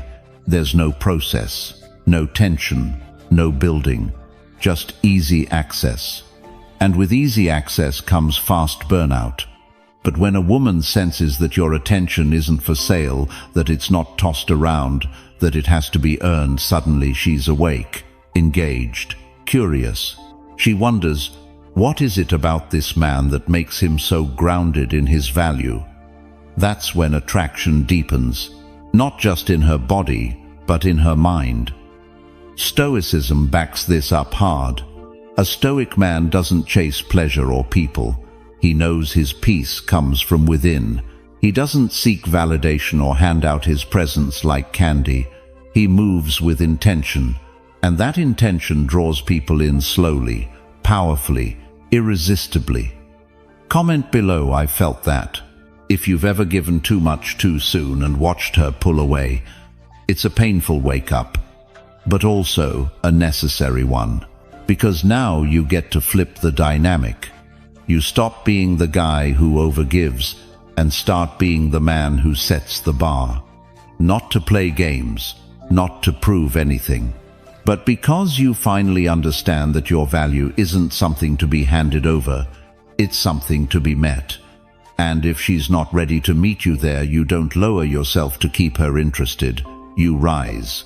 And she either rises with you or fades quietly behind you. Number 10. Emotional detachment is your superpower. Let's end this with one of the most misunderstood and most powerful traits a man can develop: emotional detachment. Now I know what you're thinking. Doesn't that make me cold, unfeeling, distant number? Not if you understand it the right way. Emotional detachment isn't about shutting down. It's not about pretending you don't care or turning into some robotic, stone-faced monk. That's not strength. That's avoidance. Real detachment is something else entirely. It's the ability to feel deeply without being ruled by what you feel. It's the power to stay grounded even when emotions are running high, especially in relationships, especially when it hurts, and yes, especially when it comes to her. Because here's what most men don't realize: the more emotionally hooked you are on her reactions, her attention, her validation, the more control she has over you. The more you respond to every silence, every mood swing, every "we need to talk," the more your center shifts. You stop leading, you start chasing, you stop standing in your frame, you start spiraling in her world. And that right there is where most good men lose their power. Emotional detachment gives you that power back. It allows you to pause instead of panic, to sit with discomfort without needing to fix it, to watch her pull away and not collapse inside, to face rejection, ghosting, hot and cold behavior, and not lose yourself in it. It's what makes you unpredictable. Not because you're playing games, but because you're not emotionally dependent. And emotional independence, that's magnetic. Here's the paradox: the man who needs her love to feel whole will never get her full respect. But the man who can walk away, who values his peace above her approval, is the one she can't stop thinking about. That's what Stoicism trains you for. Not numbness, strength. Detachment means you observe your emotions without letting them run your life. It means you acknowledge the pain, the frustration, even the desire, but you don't act on it like a puppet on strings. You choose your moves. And in a world where most people are reacting constantly, a man who chooses, he's rare, he's valuable. He becomes the eye in the storm, calm, focused, immovable. That's the man she respects. That's the man she follows. But here's the trick: emotional detachment isn't built overnight. It's trained. Every time you don't text back just to get a reaction, you're training. Every time you sit with discomfort, instead of demanding instant resolution, you're sharpening the edge. Every time you let her have space without begging, without chasing, without shrinking, you're becoming dangerous. In the best possible way. Because now she can't manipulate you with silence. She can't control you with withdrawal. She can't push your buttons.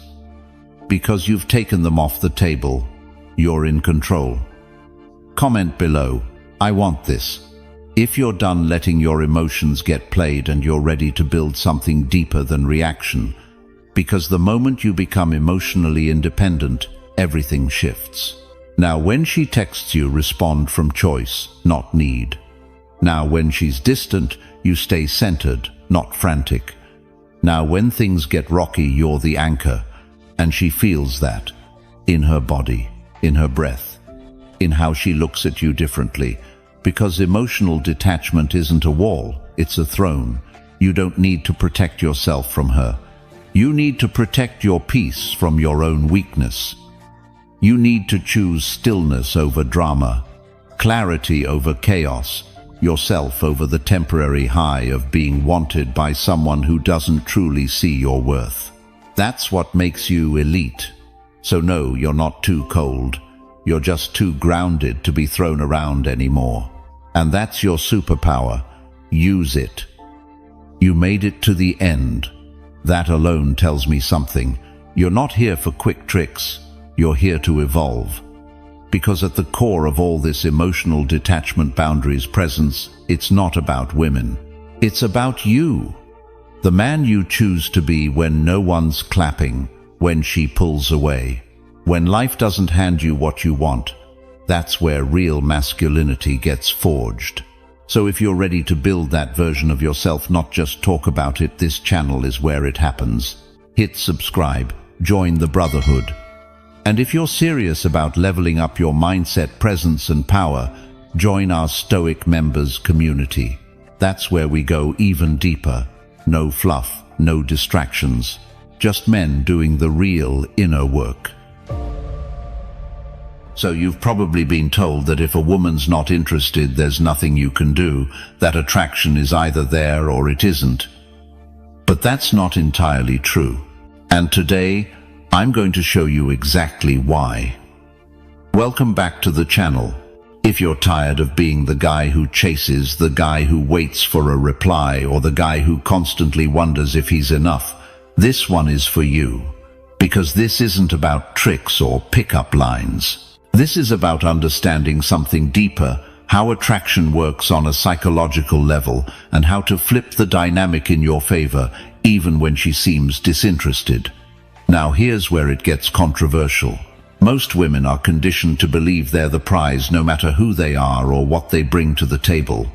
Society feeds that idea non-stop. And because of that, they walk into interactions already believing you're going to want them, chase them, and prove yourself. But the minute you stop playing that script and instead become the man she has to qualify herself to, everything changes. You go from being background noise to the signal she can't ignore. She starts chasing you. And that's what we're breaking down today. The mindset, behaviors, and subtle shifts that make women pursue you, even if they didn't see you that way at first. It's not about manipulation.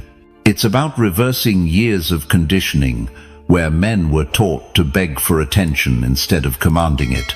So stay locked in. Number 1. Stop giving her free attention.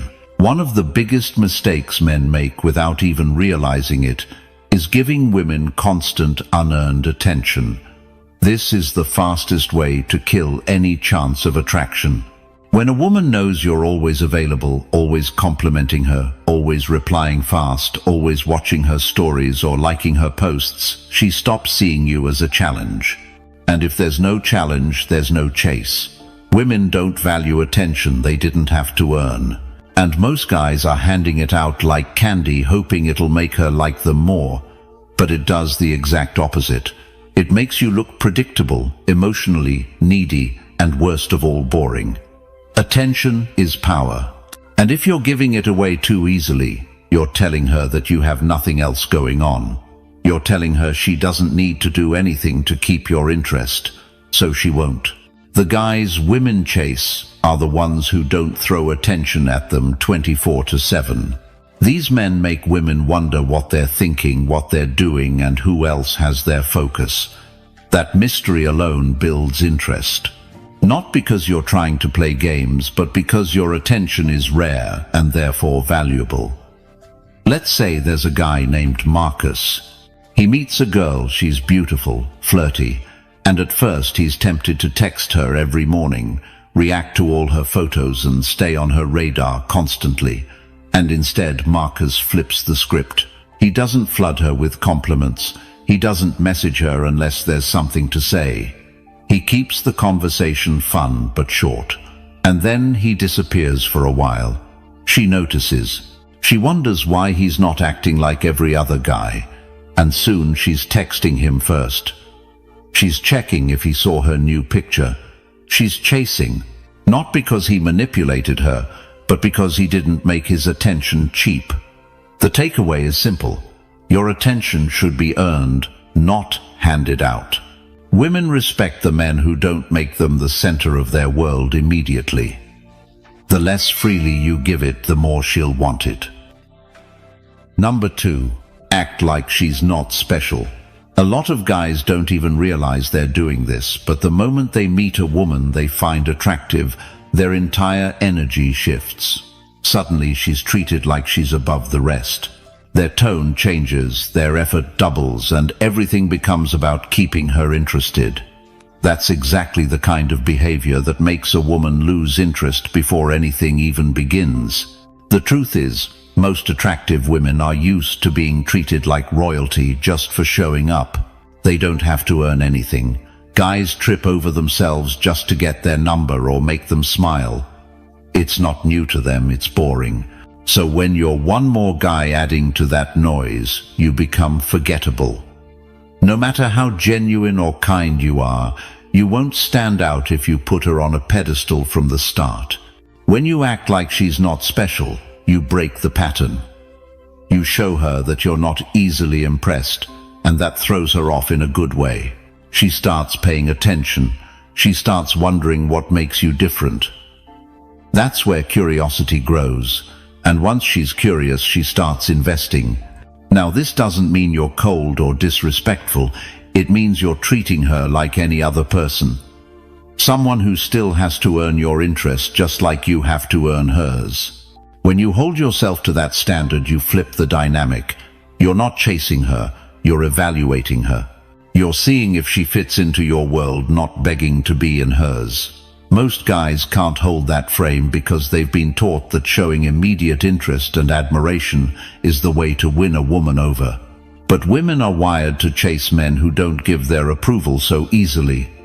If she senses that you give her special treatment just because she's attractive, she'll stop putting in effort. What really shifts the game is your mindset. You have to believe that no matter how beautiful she is, it doesn't guarantee her a spot in your life. Your energy, time, and attention are valuable, and not everyone qualifies for it. When you carry yourself with that kind of quiet confidence, it speaks louder than words. She's not special until she gives you a reason to see her that way, and when you live by that, she'll feel it. That's when the dynamic flips. She starts chasing the validation you're not handing out. Not because you're playing games, but because you respect yourself. Number 3. Create distance on purpose. Let me tell you something most men don't realize until it's too late. Closeness kills the chase. It's counterintuitive, I know. You'd think that being more available, more attentive, more emotionally present would pull her in. But the truth, closeness, when it's not earned, makes you predictable, and predictable men don't spark desire. See, women don't just fall for men, they fall into mystery, and mystery lives in space. When you create intentional distance, not as a game but as a standard, you trigger something primal in her. That distance doesn't push her away, it pulls her in. Because now she starts to wonder, where is he? What's on his mind? Is he losing interest? Am I losing him? And that tension, that emotional friction, is what ignites her curiosity. Curiosity becomes craving. Craving becomes chase. Now let's get real clear on something. I'm not talking about ghosting. I'm not talking about punishing her with silence or going cold to manipulate her. That's childish. I'm talking about creating space through discipline. You step back because you have a purpose to pursue. You don't reply immediately because your time is structured. You don't overshare because your emotional world is private, not public. That's what distance looks like in a man who knows himself. And women notice it instantly. Because most men can't do it. Most men are in constant validation mode, texting non-stop, always checking in, always available, which makes them disposable. But the man who walks away without drama, the man who can be alone without looking lost, that man becomes unforgettable. Now here's where Stoicism comes in. A Stoic doesn't chase noise. He centers himself. He lives from the inside out. And because of that, he doesn't panic when things get quiet. He doesn't cling when things feel uncertain. He understands that space is not rejection, it's power. Because that distance, when used right, forces her to reflect. She starts thinking about what she said, how she acted, whether she's meeting your standard. She starts evaluating herself through your calm withdrawal. Not because you're manipulating her, because you're leading. And let's be honest, women chase men who lead with silence more than men who follow with noise. Let me paint a scenario for you. You've been talking to her for a few weeks. The connection's good. She starts getting a little distant. Instead of chasing, you back off. You don't blow up her phone. You don't double text. You don't ask what's wrong. You simply live your life. You go to the gym. You focus on work. You read. You think. You train. You build. She feels it. She feels that emotional vacuum. And because it was created by a man who has depth and options, she fills it with her attention. She reaches out. She tries harder. She chases. That's how distance flips the dynamic. And this works not because you're doing less, but because you're doing it with control. Remember this, the man who creates space on purpose will always be more attractive than the one who fills it in fear. So the next time you feel the urge to close the gap too soon, pause. Ask yourself, am I closing this space for connection or because I can't handle the tension? Because if it's the second, you're not leading, you're leaking. And women don't chase leaks, they chase strength. Now I want to hear from you. Comment below, I've seen what distance does. And if this part of the video hits something deep in you, don't forget to subscribe and become a member. This channel isn't for boys who need approval. It's for men who know their value and live like it. Number 4, let her feel replaced. Let's get brutally honest for a second. Nothing makes a woman chase harder than the possibility of being replaced. That moment when she realizes she's not the only one who could have had your attention. That you're not sitting by the phone waiting. That you're not spiraling, overanalyzing her texts. No, you're already gone. You've moved. Mentally, emotionally, even physically. And maybe, just maybe, someone else has your attention now. That realization, it hits her like a storm. Because here's the uncomfortable truth. Women don't miss the guy who begged. They miss the one who didn't flinch when she pulled away. See, most men, when a woman loses interest, they double down. They try harder. They ask, what did I do wrong? They apologize for things they didn't even do.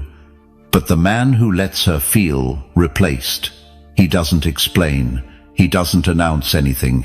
He just disappears gracefully. Now don't twist this. This isn't about playing games. This isn't about lying or parading new women in her face to get a reaction. That's insecure energy. This is about shifting your center of gravity from her to you.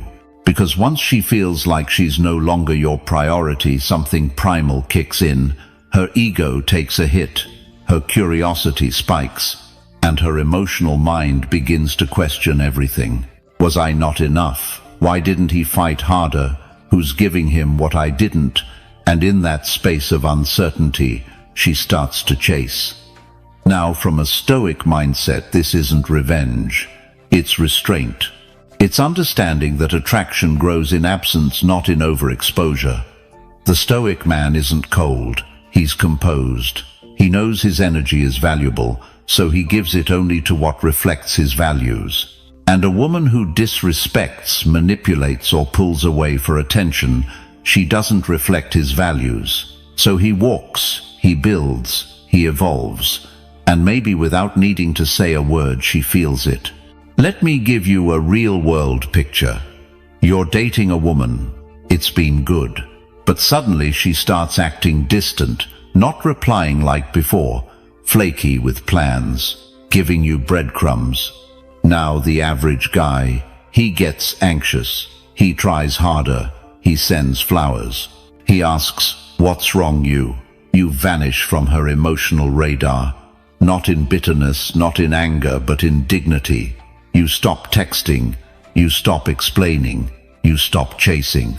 You redirect your energy back to yourself, your gym, your business, your brotherhood, your purpose.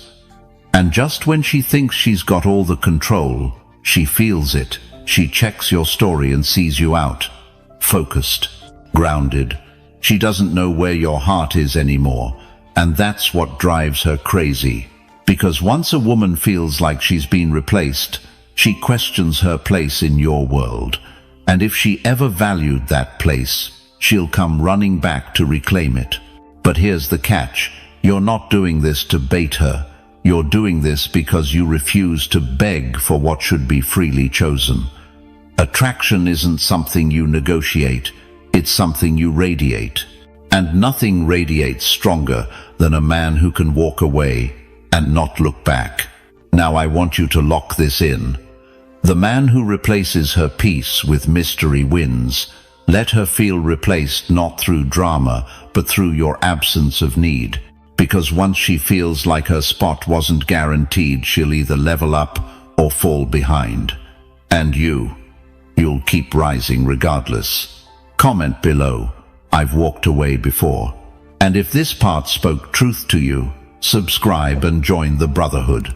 We don't chase validation, we build value. Number 5. Show interest then pull back. Let's talk about one of the most psychologically powerful dynamics in attraction. The emotional whiplash. Not in a manipulative way, not to hurt, but to stir something deep in her instincts. You show interest. You lean in just enough for her to feel your energy. Then right when she starts leaning back, you step away. Not cold, not distant, just calm, composed, mysteriously busy. That subtle shift.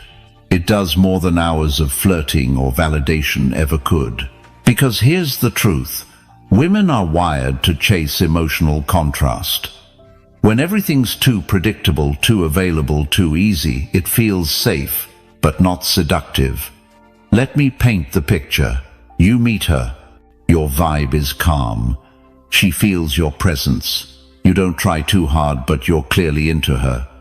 You listen, you laugh, you connect. Then the next day she texts, and you don't jump at the buzz. You take your time. You get back to her when you're free, not when you're idle. You're showing her interest. But you're not smothering her. You're not anxiously texting good morning and good night. You're not just checking in to keep her thinking about you. Instead, you're giving her something she didn't expect: space. And in that space, something powerful happens. She starts thinking, why did he pull back? Was it something I did? Wait, is he losing interest? That's when emotional attachment begins to form. Not because of what you gave her, but because of what you took away after offering just enough. Think of it like fire. You don't keep throwing logs on a fire every 10 seconds. You let it breathe. You let oxygen stir the flames, and that's what pulling back does. Now here's where most guys screw this up. They either chase too early or pull back without first showing genuine interest. And both of those create disconnection, not attraction. But the man who leans in with confidence, shows his warmth, offers presence, then respectfully pulls back into his own life. That's the man she remembers. It tells her, I like you, but I don't need you. I'm open to you, but I'm not empty without you. That's rare. That's powerful. That's masculine restraint. From a Stoic perspective, this is emotional mastery. You're not being reactive. You're not driven by fear of loss or the need for constant reassurance. You're grounded in your values. You're generous with your energy but never reckless. And that's what makes you magnetic. Here's an example. You go on an amazing date. She lights up. There's tension. You both feel it. The next morning, don't send a 5-paragraph "I had a great time" essay. Instead, you send nothing. Then maybe the following afternoon you drop a calm, confident message. "Had fun last night." You've got a bold energy. "I like that." Then you disappear again. You're not punishing her. You're giving her time to wonder, to crave. And that craving doesn't come from validation. It comes from contrast. Every time you pull back, you force her to reflect on her own desire, on how much your presence meant, on what it feels like when you're not around. And when a woman starts thinking about you in your absence, she starts chasing you in your presence. Now let me be clear, this isn't about playing games or being manipulative. It's about emotional leadership. You set the rhythm of the connection. You pace it, because you're not here to overwhelm her. You're here to stand out from every man who's trying too hard to stay in her life. Show interest, be real, then pull back into your purpose. Let her feel your warmth, then miss your fire. That's when desire is born. Comment below, "I've done this, and it worked." And if this message hit home, you know what to do. Subscribe and stay sharp. We're not chasing approval here. We're mastering attraction. Number 6. Make her compete with your lifestyle. Most men try to make a woman the center of their universe. They cancel plans. They rearrange priorities.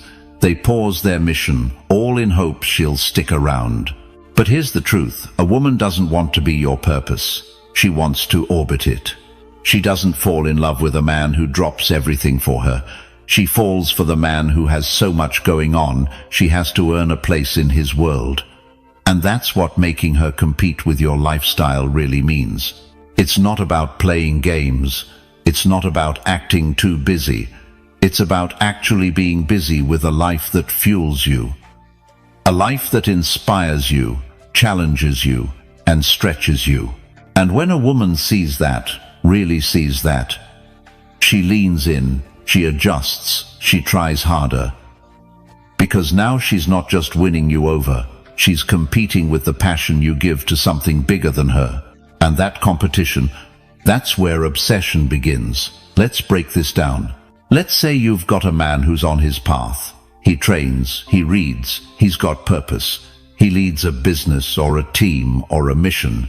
His time is protected. He doesn't check his phone 24/7. He has structure, direction, boundaries. Now enter the woman. She's curious, intrigued. He gives her attention, but only within the framework of his life. He doesn't cancel gym for her. He doesn't flake on a meeting just to call her. He doesn't spend hours texting instead of building his vision. She's not being ignored. She's being shown that if she wants more time with him, she'll have to bring something real to the table. That dynamic is electrifying. Why? Because biologically, psychologically, women are drawn to high-value men. Men who lead, men who move, men who pursue meaning.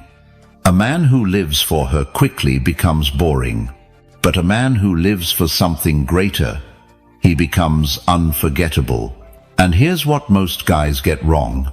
They think making her compete means creating jealousy. Number. You don't need other women to make her feel replaced. You need a lifestyle she could lose access to, a vibe, a mission, a presence. When she sees you're lit up by your craft, your discipline, your goals, she starts wondering, am I adding value to his world? And when a woman starts questioning her value in your world, that's when she starts investing. She dresses up a little more. She plans dates. She makes sure her energy is felt. Because you've built a frame of earned intimacy. She's not entitled to your time. She's rewarded with it. From a Stoic lens, this is power through presence. You're not cold or arrogant. You're simply anchored in your path. You don't adjust your core to gain someone's affection. You hold your center, and that center is what pulls people in. Here's a real-life scenario. Let's say you're building a business. You're locked in. Mornings are for deep work, afternoons for fitness, evenings for connection. A woman wants to meet at 10 a.m. for coffee. You say, "I've got a window at 1:30. Let me know." That alone sends a message. It says you matter. But so does my mission. It also says, if you want access to me, you step into my reality, not drag me into yours. And here's the beauty of it. The more you live this way, not perform it, but live it, the more magnetic you become. Because women don't fantasize about the man who waits around. They dream about the one who's so dialed in that getting his attention feels like a win. Comment below. I won't shrink my world for anyone. And if you're feeling that shift, stay right here. We've got more power to unlock. Number 7. Reward her effort, not her looks. Let's be real. She already knows she's attractive. She's been told since she was 12. She's got hearts in her DMs. Strangers open doors. Waiters smile longer. Men stare too long. But if you want to be the man she remembers, don't reward her looks. Reward her effort. That's where you separate yourself from the crowd. Most guys go straight for the obvious. You're so beautiful. Damn, you're hot. You're the prettiest woman I've ever seen. And what does that tell her? It tells her you're just like every other guy, hypnotized by surface. Now, flip the script. What if you said this instead? "I noticed how you stayed off your phone all night." Or "You're really thoughtful with how you listen." Suddenly, you're not validating the exterior. You're calling out the invisible. You're making her feel seen. And here's what most men miss. What a woman craves isn't attention. It's depth. She doesn't want to just feel wanted. She wants to feel respected for how she shows up. That means noticing effort, noticing how she tried, how she followed through, how she handled something difficult with grace. Now think about this. If a woman invests in you, plans something, gives thoughtful gifts, makes time, brings peace into your space, and all you do is comment on how sexy she looks, you're training her to prioritize surface. But if you anchor your attention in her behavior, her consistency, her growth, you're giving her something rare, meaningful recognition. This is where desire deepens. Because now, to get your approval, she has to step up, not just show up. She starts thinking, how can I impress this man beyond my body? And that's when she starts to fall. Because she sees, you're not fooled by fantasy, you're anchored in reality. Let's take it to a Stoic lens. Stoicism teaches us that virtue matters more than appearance. Marcus Aurelius didn't chase women because they were pretty. He valued discipline, kindness, patience, resilience. So when you lead with that standard, you filter. You attract women who want to bring more than a pretty face to the table. They bring presence, insight, strength. And if you're a man on a mission, you need that. You need someone who complements your clarity, not distracts from it. Now here's the twist. It's not about never complimenting her looks. It's about timing. Do it sparingly. Do it when she's least expecting it. Do it after you've praised something deeper. That way it doesn't feel like flattery. It feels like a gift, a bonus, not the currency you trade for attention. And here's a trick. The next time she looks incredible, hold eye contact and say nothing. Just look and smile. Let her feel your presence, not your approval. That silence, that restraint, it'll drive her crazy. Because you're not just another man melting over beauty. You're the one who sees beyond it. You become the challenge, the man she can't read, the one who rewards what most men ignore. That is what makes her chase. That is what she never forgets. Because women are used to being praised for what they were born with. But when you praise what they choose, you unlock a different level of connection. She starts rising to meet you. She starts bringing more. She starts chasing the respect you reflect. And when that happens, you're no longer just the man she likes. You're the man she remembers. Comment below, I reward effort. And if this is hitting something real for you, don't move. What's next will show you how power really works. Number 8. She wants what she can't fully have. Let me tell you something brutally honest. Scarcity seduces. It always has, and it always will. You want to make a woman chase you. Don't hand yourself over on a silver platter. Don't let her feel like she already has you in the palm of her hand. Because the moment she feels total ownership, the chase ends. Here's what most men don't understand. Desire thrives in uncertainty. And the minute she knows exactly where she stands, exactly what you'll do, exactly how you'll react, she starts to pull back. Not because she's cruel, but because the mystery is gone.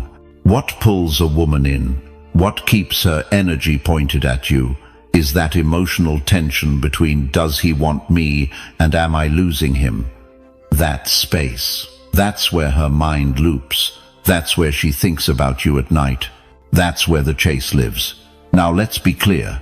This isn't about being a jerk or playing games. It's about preserving your edge.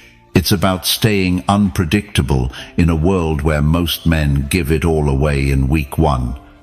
You don't need to disappear, but you do need to remain just out of emotional reach.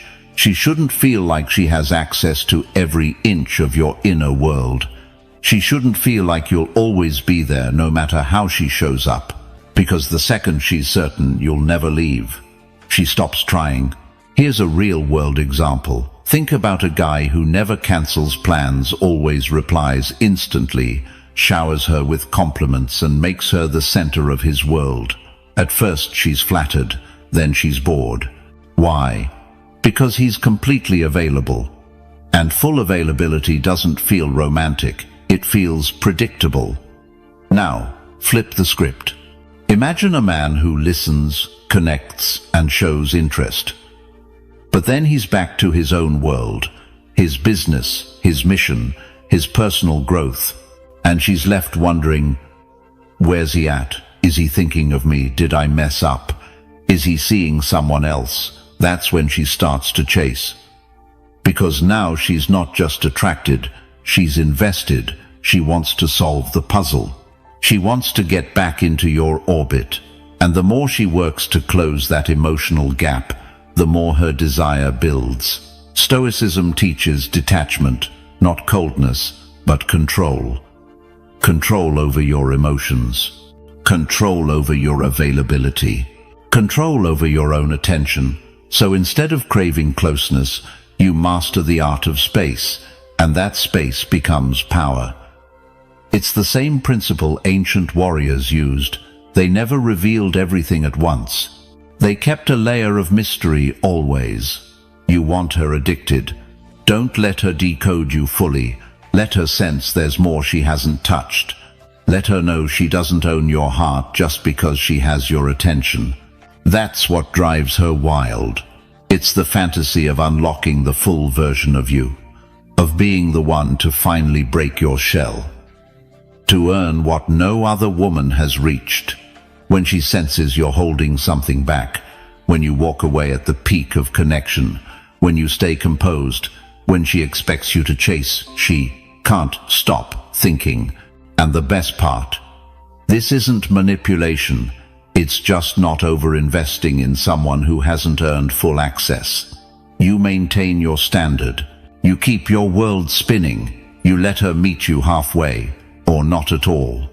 Because the moment you become fully available, you become forgettable.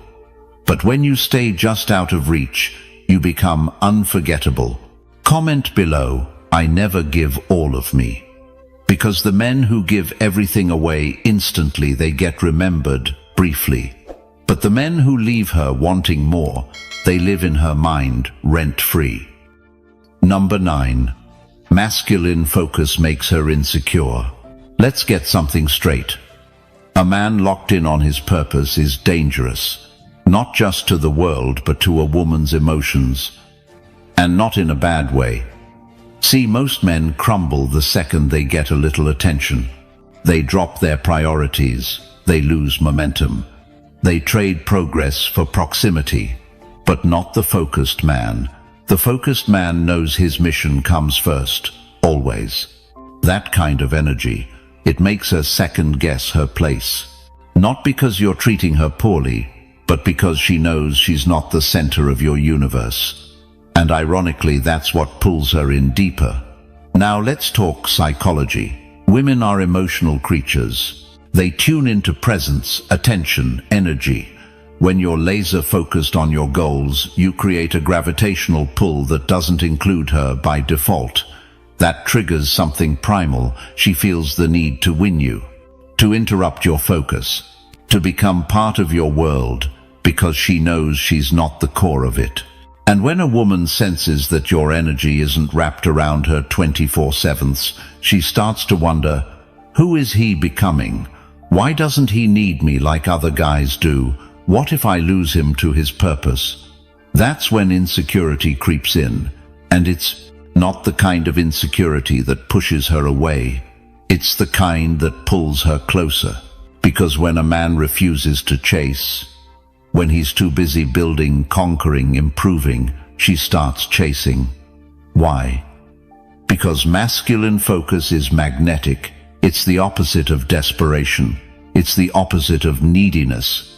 It's stability, drive, and stoic control wrapped in one frame. And when you carry that, you don't have to say a word. Your energy speaks louder than any compliment. Let me paint a real picture. Imagine you're working late on a Friday. She texts, "Miss you." You smile, acknowledge it, and keep grinding. You're not cold. You're just committed. You're not ignoring her. You're pursuing something bigger. That sends a stronger message than flowers ever could. She starts thinking, wow, he's not like the others. He's not here waiting on me. He's too busy building a life I want to be part of. That's power.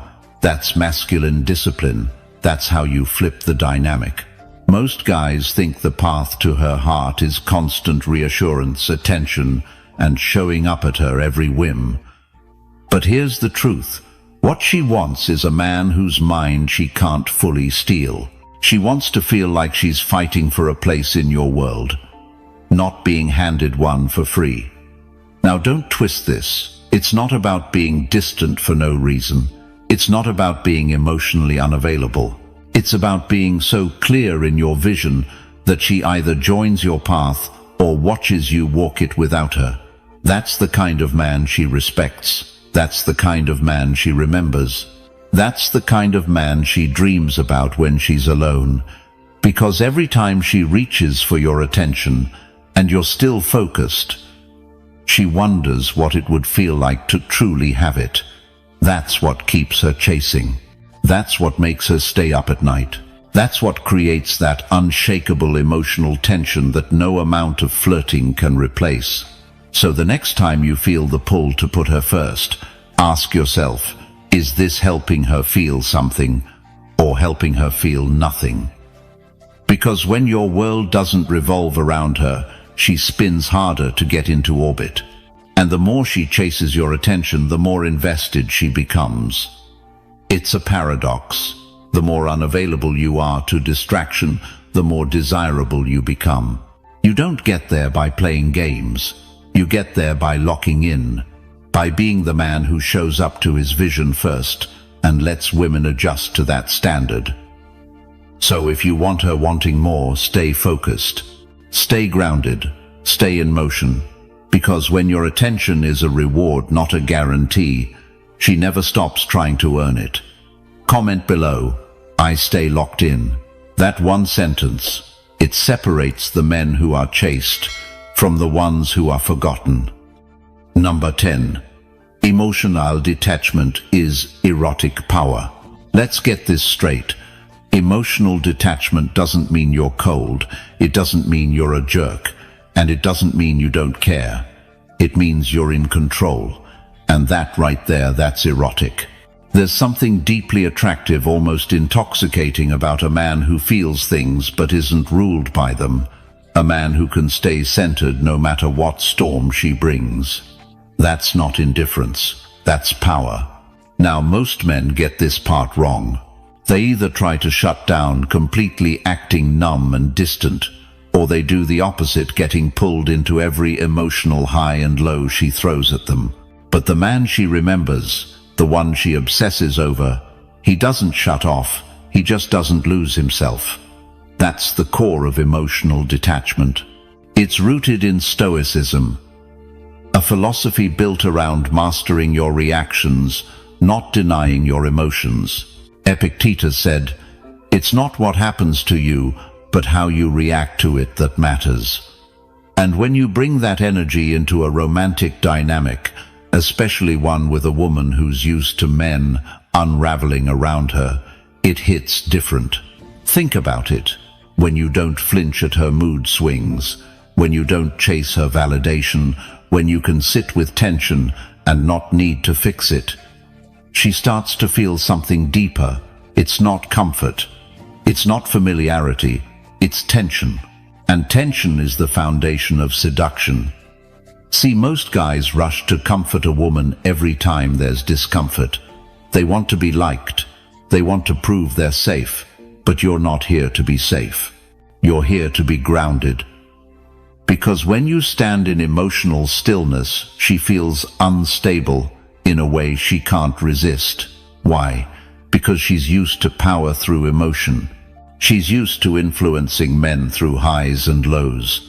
But when that doesn't work on you, she gets curious. She gets intrigued. And that curiosity, it becomes obsession. Now let's get specific. Imagine she pulls away, starts testing you. Maybe she goes cold, doesn't text for a few hours. Wants to see if you'll panic. Most guys would. They double text, send a voice note, try to make her feel better. But you hold the line. You keep doing what you were already doing. That sends a clear message. Your peace isn't negotiable. Your confidence isn't up for grabs. And your attention, it's not for sale. And here's the twist. She wants to be the one to break your calm, not because she's malicious, but because it tells her she matters. But when you don't give her that control, when you stay emotionally centered even as she throws sparks, that's what drives her wild. Because erotic power isn't just about what you say or do, it's about what you withhold. Your reactions, your need to explain, your fear of loss. When she sees none of that, she's hooked. Because emotional detachment says, I want you, but I don't need you. And that sentence, even unspoken, speaks louder than any sweet talk ever could. It tells her she's in the presence of a man who doesn't live to please, a man who's already whole. And if she wants to be part of that, she has to rise to his standard. That dynamic is rare. That's why she doesn't forget it. That's why it lingers in her body long after you've walked away. Not because you touched her, but because she couldn't touch your emotions unless you allowed it. You flipped the game, and now she's chasing something she can't fully grasp. So remember this. When you master emotional detachment, you stop chasing women and start attracting them effortlessly. Because no woman stays obsessed with a man who needs her, but she never forgets the man who didn't. That's the real erotic edge. That's the power most men never develop, and the edge you carry when you walk the Stoic path. If this hits, comment I hold the power, because the man who does never has to beg, never has to chase. He just stands still while they come to him. That's it, brother. Now you know. Chasing is weak. Attraction is earned. And when you stand in your power, calm, focused, detached, she feels it. She thinks about it. She craves it. But here's the truth. Most men will never practice this. They'll keep chasing, keep explaining, Keep wondering why she loses interest. You're not like most men. And if you've made it this far, you already know this channel isn't for the average guy. It's for the man building discipline, silence, and strength. The one who plays the long game. The one who walks the Stoic path. So, if that's you, subscribe now. Hit that button. Join the tribe of men who get it. And if you're ready to take it deeper, join the Stoic Brotherhood. Exclusive content, real conversations, no fluff, no games, just power. So, you're an older man. Maybe you're in your 40s, 50s, or even 60s. You've seen the world, built a life, maybe even survived a few heartbreaks. And then along comes this young woman, vibrant, full of life, a little wild, a little mysterious. And for some reason, she gives you attention, not just polite small talk, but real attention. And suddenly, whether you admit it or not, you start feeling alive in a way you haven't yet in a while. It's flattering, it's exciting, and it's exactly where most men start making mistakes they don't even realize they're making. You see, there's something very specific that happens when an older man is drawn to a younger woman. He forgets that he's already complete. He forgets that all the years, the battles, the lessons, those are his power. But in that rush of dopamine, he starts adjusting. He starts softening his edges, shrinking himself down, trying to fit into her world, instead of standing solid in his own. And that's when the dynamic flips. She stops seeing a man and starts seeing a guy trying to impress, trying to be cool, trying to win her. And just like that, the attraction disappears. This video isn't about judgment.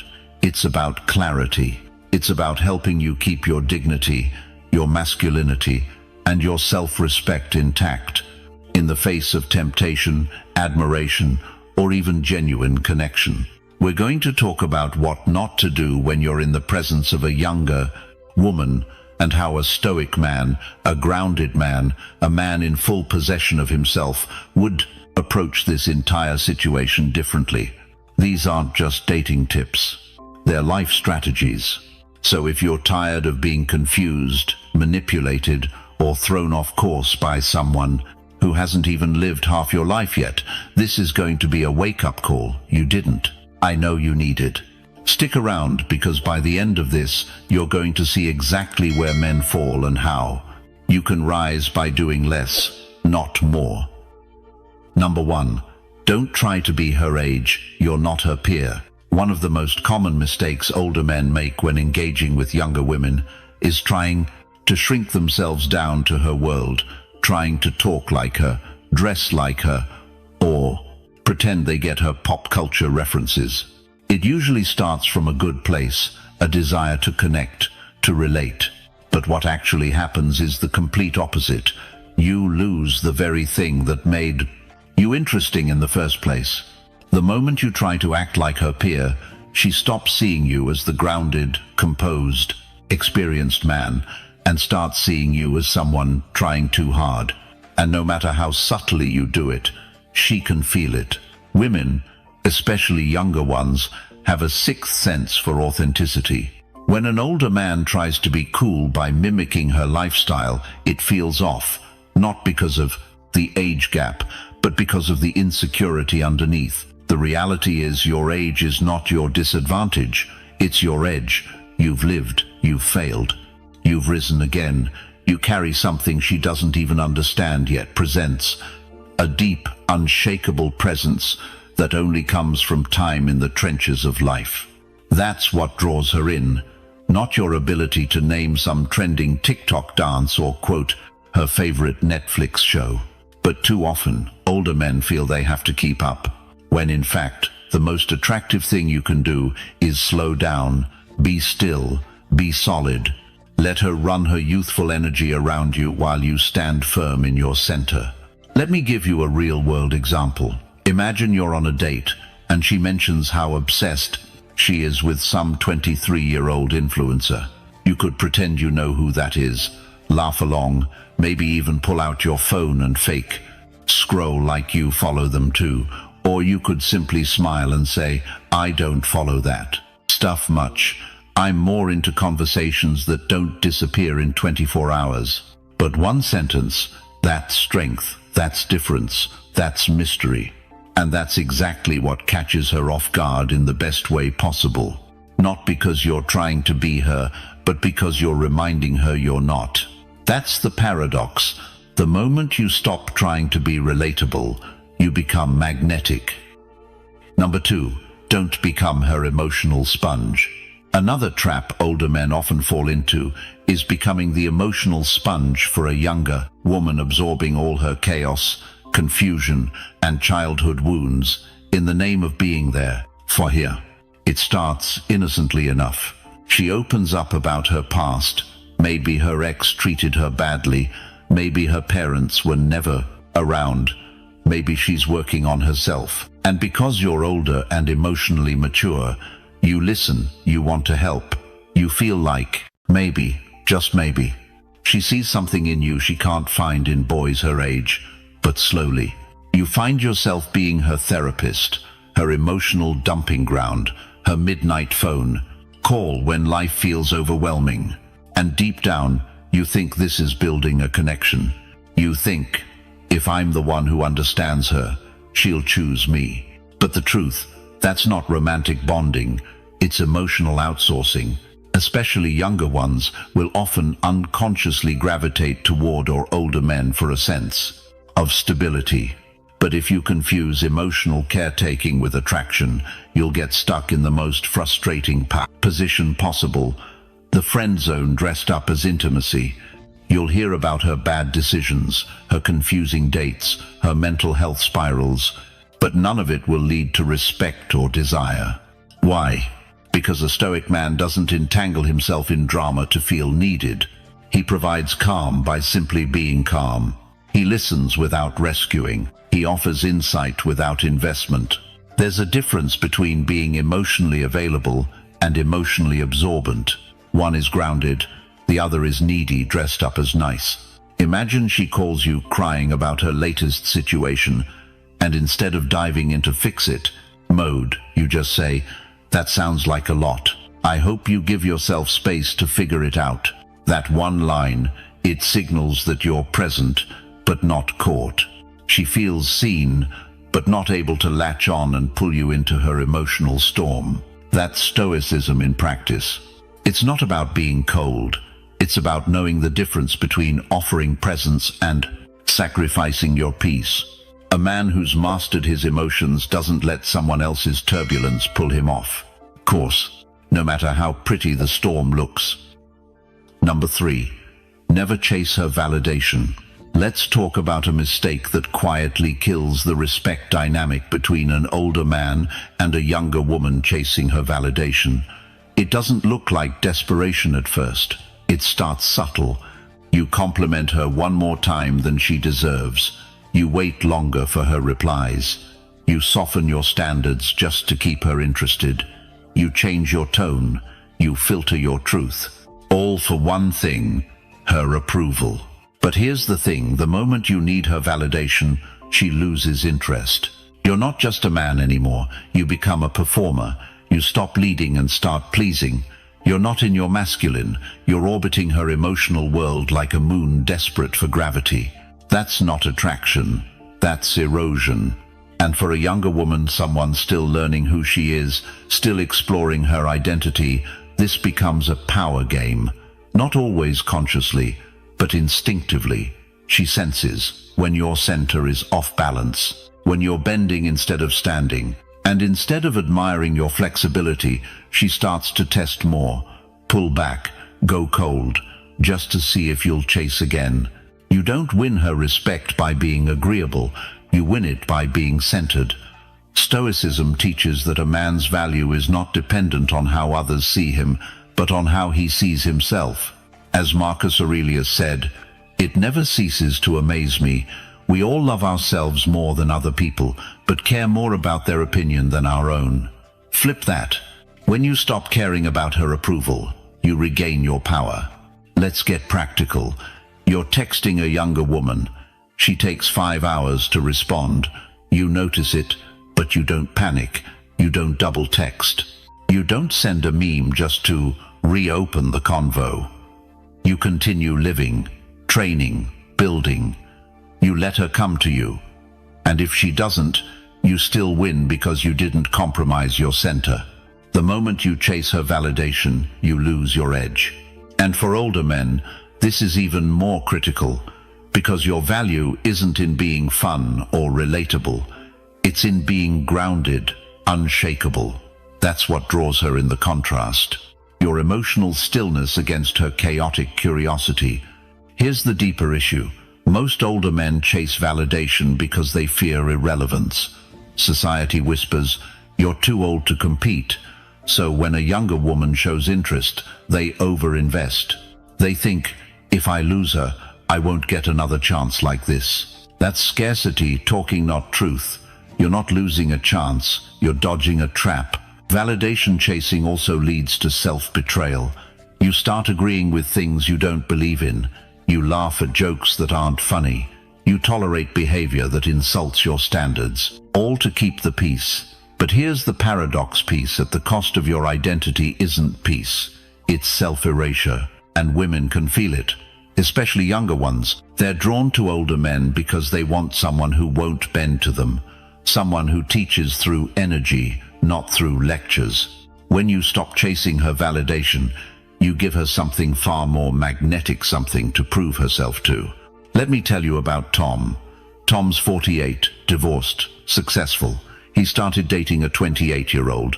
At first, things were exciting, but he started overcompensating, planning expensive dates, complimenting her constantly, adjusting his beliefs to avoid arguments, and slowly she started pulling back, less engaged, less respectful. One day she told him, "I just don't feel that spark anymore." What she really meant: you lost your edge. After the breakup, Tom shifted. He stopped performing. He started working out again, built a new business branch, reconnected with his mission. Months later, the same woman reached out. And this time, he wasn't the same man. He didn't need her approval. He had become the man he should have been from the start. And she could feel it. That's the power of not chasing.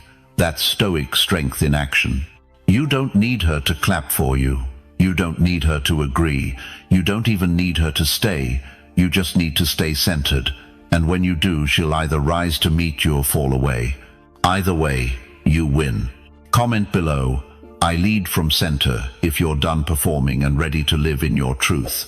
And don't leave yet, because what happens when you stop trying to impress might just flip the entire dynamic. Number 4, don't try to impress. Lead instead. You're not here to impress her. Let that sink in for a second, because everything in modern dating screams the opposite. Flashy dinners, clever text games. What do I say to make her like me? But if you're an older man dealing with a younger woman, trying to impress her is exactly what drains your presence and destroys your edge. Here's why. The moment you shift from leading to impressing, you move from masculine to performative. You make her the judge, you make yourself the contestant, and that subtle shift changes everything. Now you're not holding the frame, you're asking her to hold it. That dinner reservation you rushed to make, that new shirt you bought just because it might catch her eye, that carefully worded compliment you hesitated to send, she can feel all of it. Not in the details, but in the energy. And that energy says, "I hope this works." That's not attractive. That's insecure. Now don't get it twisted. Leadership doesn't mean domination. It doesn't mean barking orders or acting superior. It means direction, presence, stability. And when you're with a younger woman, especially one who's used to emotional chaos from guys her age, what she's secretly craving is someone who doesn't wobble, someone who doesn't need applause to move forward. You show that by leading. Leading isn't about being loud. It's about being decisive. You say, "Let's do this," instead of, "What do you want to do?" You move with certainty, not arrogance. You don't ask for permission to be masculine, you embody it. Let's flip the script with a real example. Imagine you're meeting a younger woman for coffee. Most older men try to impress right away, talk about their career, their cars, their travels. You don't. You sit down, relaxed, grounded. You ask her about her values. You listen without needing to agree or disagree. You don't talk to win. You talk to connect. You don't lead with flash. You lead with calm. And what happens? She leans in, not because you performed, but because you're anchored. You're not chasing her attention. You're commanding respect.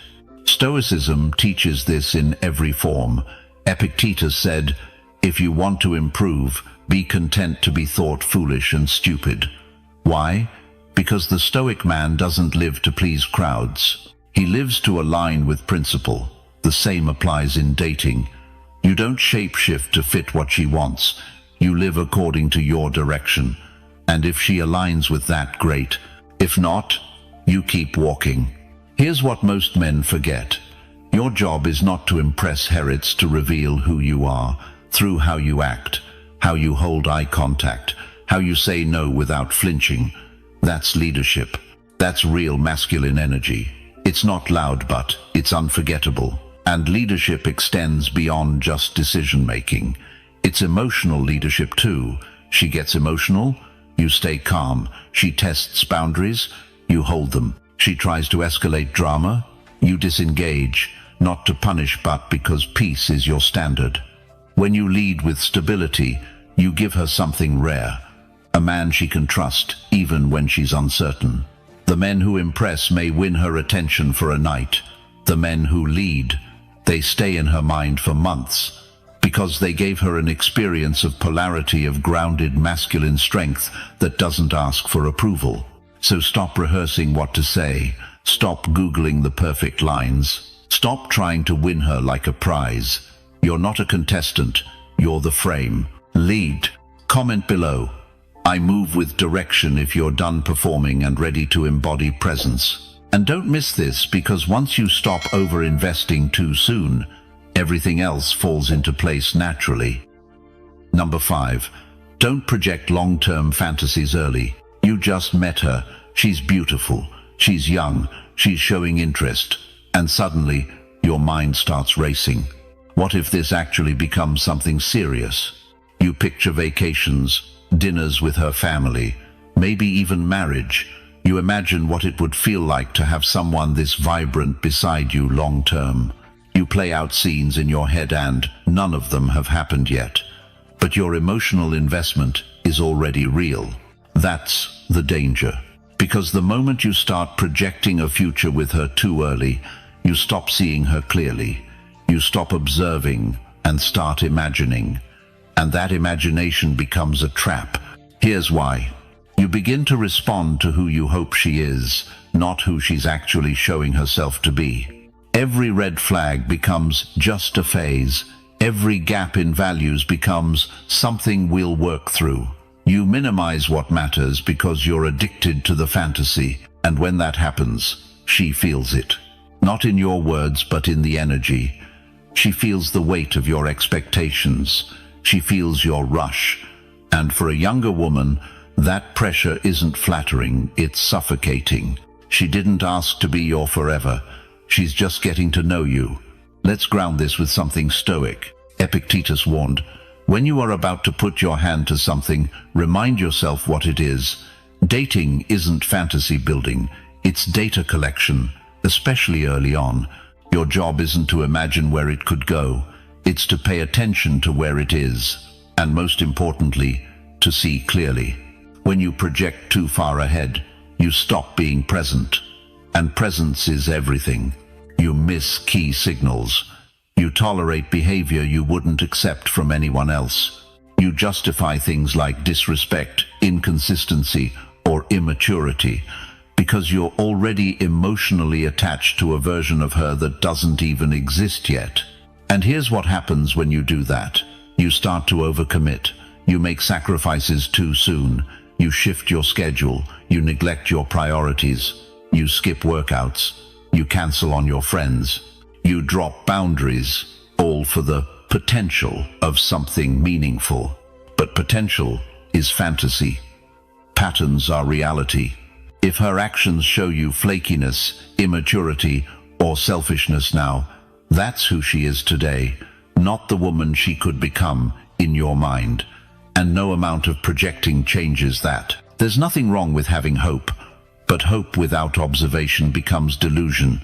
And for an older man, that kind of delusion costs more than it does for a younger one. You're not just risking feelings, you're risking your time, your energy, your mission, and that's a price you can't afford to waste. Let me give you an example. A guy named Dean, 52, successful, emotionally intelligent, started dating a woman in her mid-20s. She was playful, spontaneous, magnetic. Within 2 weeks, he told his friends, "I think she could be the one." He started changing his routine to fit hers, skipped business trips, reprioritized his finances to build a future. But she wasn't showing the same commitment. She'd cancel last minute, ghost him occasionally, say one thing, do another. And instead of confronting it, he romanticized it, told himself, she just needs time. Fast forward 3 months, she moved on. No warning, no closure, just disappeared. And Dean was wrecked not because of what he lost, but because of what he thought he had. He wasn't grieving her. He was grieving the future he created alone. That's what projection does. It builds castles in your mind that reality can't support. So what's the Stoic way? You stay rooted, you stay curious, but not committed too early. You observe patterns, not just potential. You slow the emotional pace even if the physical chemistry is strong. You don't imagine 10 years together before you've seen how she handles disappointment, stress, or conflict. Because attraction is easy, compatibility is tested. Instead of planning the future with her, watch how she behaves in the present. That's where the truth lives. Comment below. I live in the real if you're done fantasizing and ready to observe with clarity. And don't go anywhere. Because what happens when you stop being her option is something most men never learn in time. Number 6. Don't be her backup plan or emotional filler. Here's a hard truth most men don't want to admit. Sometimes you're not the main guy in her life. You're the just in case, the maybe, the emotional crutch she leans on when the guy she really wants isn't around. You become her therapist, her entertainment, her safety net, but not her priority. And if you're not careful, you'll confuse attention with affection. She texts you when she's bored, calls you when she's sad, flirts just enough to keep you around, but never fully commits. One day she's warm, the next she disappears for a weekend and comes back like nothing happened. You justify it. You say, she's busy, or she's figuring things out. But deep down, you feel it. You're not her first choice. You're her convenience. And that should never be your position. Because here's the truth. Women don't fall for men they can lean on. They fall for men they can look up to. If she knows you'll always be there, no matter how little she gives in return, she stops valuing you. Not because she's cruel, but because humans naturally devalue what's always available, especially when it costs them nothing. Stoicism teaches us to honor the self, to withdraw from anything that disrespects our standards. Seneca wrote, "Associate with those who will make a better man of you." The inverse is just as true. Avoid those who reduce you to half of who you are. Being a backup plan is a silent killer of masculine energy, because slowly, without realizing it, you start to shrink yourself. You become more agreeable, less honest. You filter your truth so she doesn't walk away. You keep showing up, hoping one day she'll see your worth. But women don't see your worth when you make yourself small. They feel your worth when you set boundaries and mean them. Let me give you an example. Paul, 47, started talking to a 26-year-old he met through friends. She was magnetic, smart, unpredictable. They'd hang out every couple weeks, great conversations, playful chemistry, but she never made anything official. She'd ghost for days, then call him crying about another guy. And Paul, he'd pick up every time. He thought being supportive would win her over. But what she saw, a man she could use to process her feelings until someone else called. One day, she told him, "You're like my safe place." It sounded sweet, but Paul realized it wasn't romantic, it was convenient. He cut contact that night. 3 months later, she reached back out. This time, different tone. She saw he wasn't there to catch her anymore, and that changed the dynamic. Why? Because Paul reclaimed his position. He stopped being a safety net. He became a standard. You don't become desirable by always being available. You become desirable by being selective with your presence. You're not here to be the rebound, the placeholder, the man she cries to about the guy who actually gets her attention. You're the man who doesn't settle for half love. So what does this look like in practice? If she only calls when she's emotional but not when she's happy, step back. If she only texts you when she's lonely but avoids commitment, stop replying. If she treats you like an emotional sponge, absorb nothing. Let it bounce off. You don't need to block her. You don't need to be cruel. Just withdraw the privilege of your energy, quietly, firmly, without drama, because your energy is not cheap. Women don't regret losing the man who was always available. They regret losing the man who knew his worth and walked when things felt unbalanced. That's the Stoic move. Calm, clear, detached. And if she comes back, it's not because you begged. It's because your absence spoke louder than your presence ever did. Comment below. I won't be her option if you're done holding space for people who won't hold you. And stay right here, because what happens when you finally put your purpose first is what truly separates you from every man she's ever known. Number 7. Never lose your mission for her. This is where a lot of strong men get weak right here.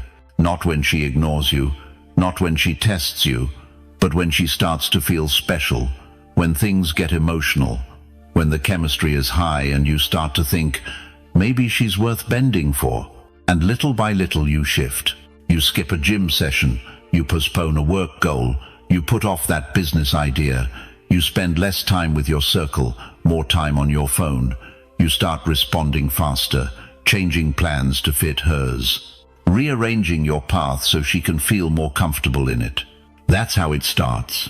It feels harmless, even romantic. But what's actually happening? You're stepping off your mission for her. And that's the beginning of the fall. Because women, especially younger women, want to be your mission. They want to feel safe inside a man who's already on one. They want to be part of your world, not the thing that defines it. You see, masculinity isn't about control, it's about direction. The more clear and grounded your direction is, the more magnetic you become. When you start leading with your mission, your purpose, your discipline, your Koj feels it. She might test you. She might challenge your priorities. But if you hold the line, she respects it, even if she doesn't admit it out loud. Stoicism teaches us this constantly. Marcus Aurelius didn't ask what others thought of his path. He stayed the course. He said, "A man's worth is no greater than his ambitions." So let me ask, what do you become when you trade your ambition for comfort? You become forgettable. A man without a mission is just waiting to be replaced. He becomes emotionally dependent, reactional. He lives and dies by her moods, and she can feel it. And once she feels that shift, once she becomes the center of your energy, she will either lose interest or, worse, lose respect. Let me show you how this plays out.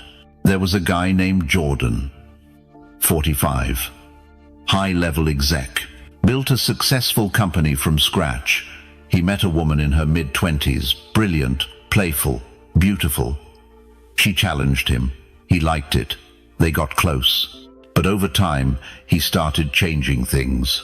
He skipped out on business trips, reworked his mornings to match her sleep schedule, delayed an investment because things were getting serious. From the outside, he looked like he was in love, But inside, he was drifting.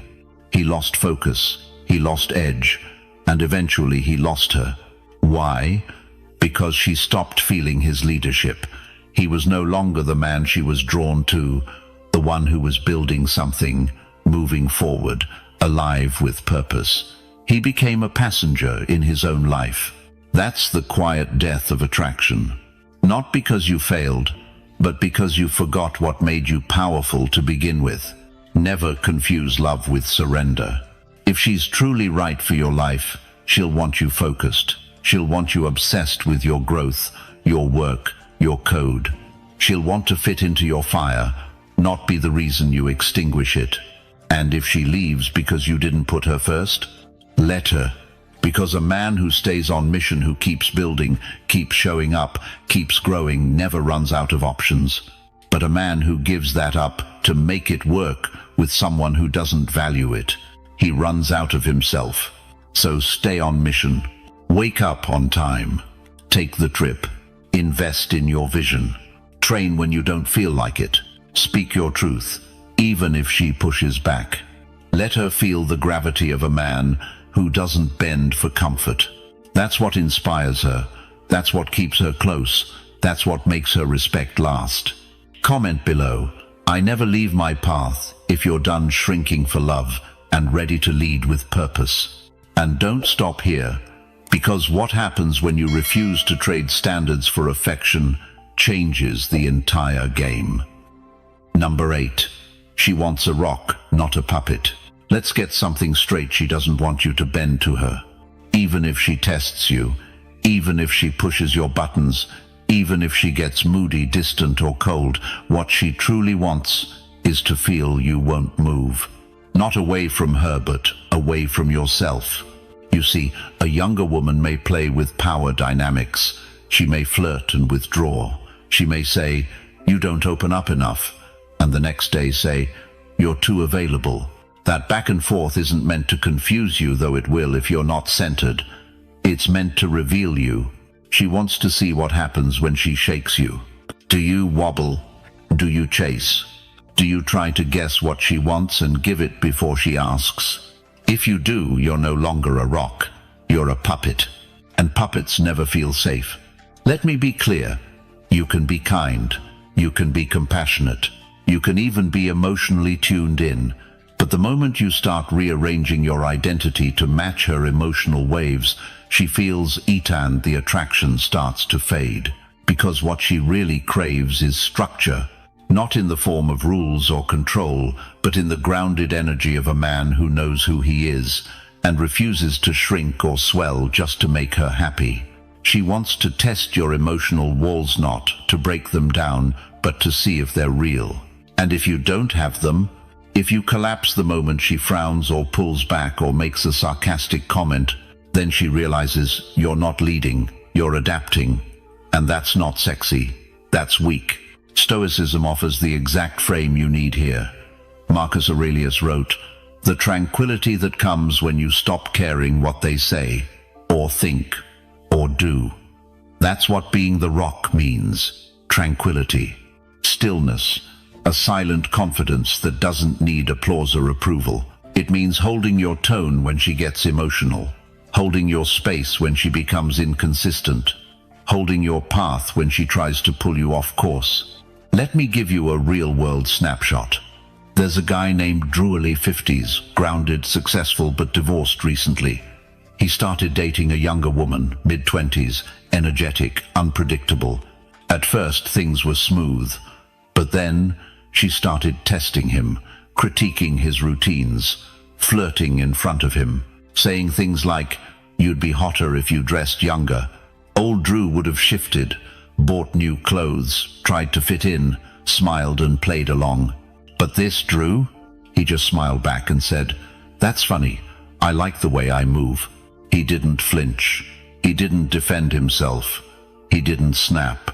He stayed centered. 2 days later, she asked to see him again, and not because he agreed with her, but because he didn't. That moment told her everything she needed to know: this man doesn't bend, not to please, not to prove, not to perform. He's the rock. Because here's the hidden truth. Most women don't trust the man they can control. They want the man who respects himself enough to say no without anger and yes without need. They want to feel your weight, not your willingness. And if you're older, this is your biggest edge. Not that you have money, not that you have stories, but that you've done the inner work to know who you are, and you're not giving that away just because she's hot and half your age. That's the difference between attraction that lasts a night and attraction that lingers for months. You don't win her heart by becoming her puppet. You earn her respect by staying the rock she can't shake. Comment below. I hold the line if you're done shrinking and ready to stand your ground. And stay tuned, because the moment you stop letting her pull your strings, something powerful shifts in who really holds the frame. Number 9. Don't buy her time, command her attention. There's a dangerous idea a lot of older men carry when dating younger women. If I offer in time, gifts, comfort, she'll stay. But here's the brutal truth. You don't buy a woman's attention, not the kind that matters, not the kind that lasts. You command it. Let's break that down. When a man starts paying too much, whether it's dinners, attention, emotional labor, he tells her one thing: my value is external. That if he doesn't spend, she won't stay. If he doesn't impress, she'll lose interest. And when she feels that, she might stick around, but not out of desire, out of convenience. And when a woman stays because it's easy, not because she's drawn to you, you've already lost. A younger woman, especially one who has options, doesn't need a sponsor. She needs a signal. A signal that you don't just have resources, you have restraint. That you're not trying to earn her attention, you're someone who naturally attracts it by the way you move, your presence, your energy, your direction. That's what commands attention. And the Stoics knew this. Marcus Aurelius didn't write about winning people over. He talked about inner stillness. He said, waste no more time arguing what a good man should be. Be one. That same idea applies here. Stop trying to perform like the right man. Just be him. Commanding attention doesn't mean being loud. It doesn't mean being arrogant. It means being so centered in your life that she has to lean in to understand what drives you. It means speaking less, moving with intention, and knowing your time is valuable even if you're alone. Let me give you a quick story. Dan, 50, met a 27-year-old at a networking event. They hit it off. She was fun, curious, and clearly used to attention. Most men threw money, compliments, favors. Dan didn't. He set plans that worked for him. He didn't chase texts. He showed up when he said he would, but never overextended. At first, she tested him. Took a while to respond. Showed a little attitude. Dan didn't flinch. He didn't try harder. He stayed calm, playful, unbothered. And what happened? She started chasing his time. Not because he gave more, but because he didn't need to. You command attention by living a life that doesn't need her in it, but would welcome her if she adds value. You're not trying to earn her interest. You're giving her the opportunity to experience your gravity. Comment below. I don't chase if you're ready to stop buying and start embodying real presence. And stay right here, because once you stop performing for her attention, you unlock something she didn't know she needed. Number 10. Let her earn your depth. You've got years behind you. Lessons learned the hard way. You've been through heartbreak, wins, failures, doubt, rebuilding. You carry scars, visible or not, that younger men don't have yet. That's depth, and it's powerful. But here's the mistake too many older men make. They give that depth away too easily. You meet a young, beautiful woman. She's magnetic. She smiles. She listens. And suddenly, you're opening up everything. Your stories, your beliefs, your fears, your past. All laid out in front of someone who hasn't earned it yet. And you think that vulnerability will make her feel closer. But sometimes, it just makes you feel lighter and her feel overwhelmed. Because real connection isn't built on how much you reveal. It's built on what she proves she can handle. You don't owe her your story, not on the first date. Not because she's pretty, not because she seems different.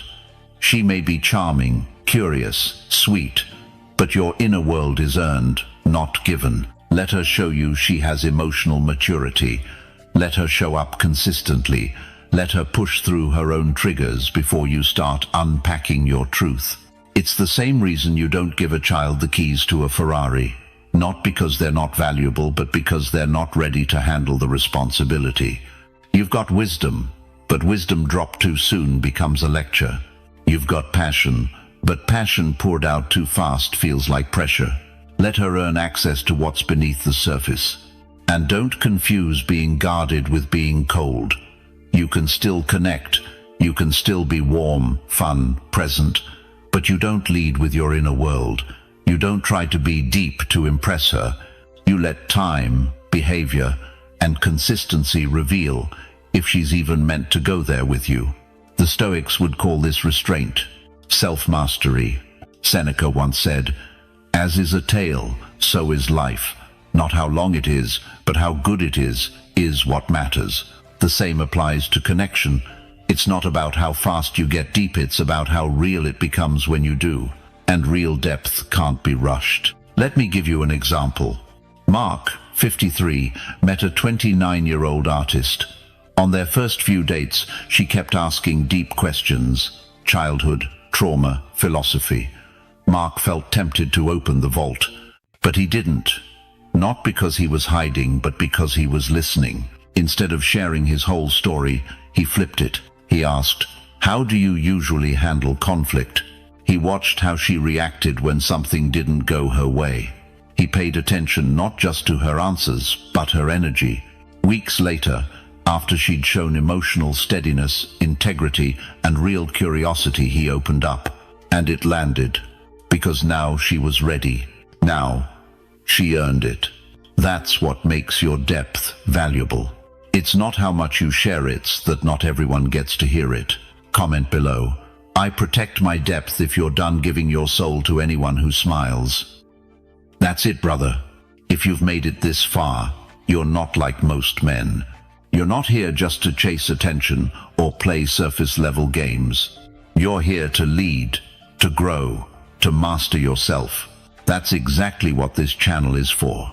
So if you felt any part of today's video hit where it needed, to subscribe right now. Not just to watch, but to walk with other men doing the same work. And if you want to go even deeper, if you want access to exclusive Stoic tools, longer form breakdowns, and a brotherhood of men who live by these values, join the Stoic Inner Circle. The link is below. You'll feel the shift immediately. Let me say this right off the bat. Women aren't as mysterious as you've been led to believe. In fact, once you understand the psychology behind their behavior, emotions, and desires, you'll realize something powerful. Getting a woman obsessed with you isn't about looks, money, or even being the nice guy. It's about knowing how her mind works. And in this video, I'm going to teach you exactly that. Welcome back to the channel, fellas. Today we're diving into one of the most controversial and eye-opening topics in modern dating. How to use female psychology to make almost any woman obsess over you. That's right. Not chase, not like, not even fall for you. I'm talking about obsession, the kind that keeps you on her mind day and night, the kind that flips the script and puts you in the position of power. Now let me be clear, this isn't manipulation, this is awareness. This is understanding the subtle psychological triggers that most men overlook and women will never admit to. Why? Because they're subconscious. They don't even realize they're reacting to them, but you will.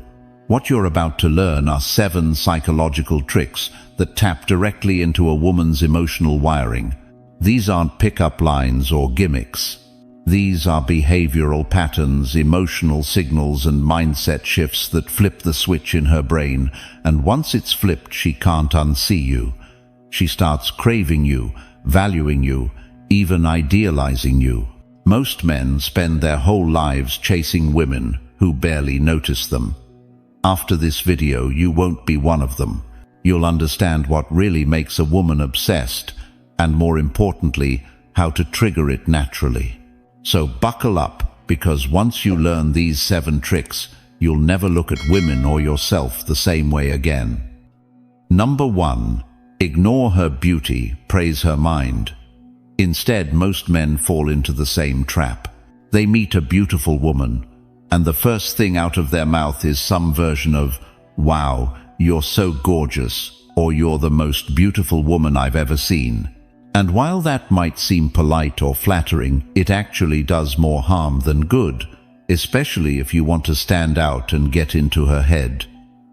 Here's the hard truth. Attractive women hear compliments about their looks constantly. It means nothing to them. In fact, they've learned to filter it out. So, when you lead with her appearance, you instantly become another forgettable guy who's feeding her ego. She knows she's hot. You're just confirming it like every other dude. But if you really want her to notice you obsess over you and wonder why she's thinking about you long after you've gone, then here's the trick.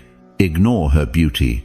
Instead, praise something about her mind, her insight, or the way she thinks. Women are rarely truly seen for who they are beneath the surface. Most men are so distracted by how they look, they never even notice how sharp, witty, or insightful a woman is. And that's where your power lies.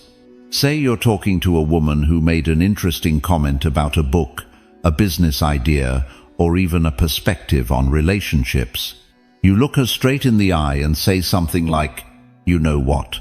Most people never think like that. I can tell you actually pay attention to things most people overlook. That's rare." Boom.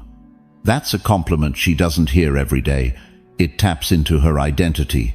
It tells her, you see what most men miss. And that hits different. The moment you stop drooling over her looks and start engaging with her mind, something flips in her. She becomes curious. She starts chasing your approval. Because now it's not about her looks. It's about something deeper, something she can't easily control. And that mystery is addictive. This approach also creates what psychologists call a value reversal. Instead of acting like you're lucky to talk to her, she starts feeling like she's lucky to have caught your attention in a meaningful way. That shift creates obsession, because now you're no longer another admirer. You're a challenge. And here's the real kicker. The less you talk about her looks, the more powerful your words become when you eventually mention them. If you drop a casual, "By the way, you're also stunning," after you've already connected with her on a deeper level, it lands 10 times harder, because it's no longer empty flattery. It's validation from a man she respects. Bottom line, don't feed the part of her that everyone already sees. Feed the part she hides. That's how obsession starts. Number 2. Pull away when she wants you close. This one messes with a woman's head in a way she won't even be able to explain to herself. And it works because it flips the emotional script most men follow. See, when a woman starts showing more interest, when she texts more, calls more, gets a little clingy, most guys think, "Yes, I finally got her. Now I need to match her energy so I don't lose her." So they go all in. More attention, more messages, more time.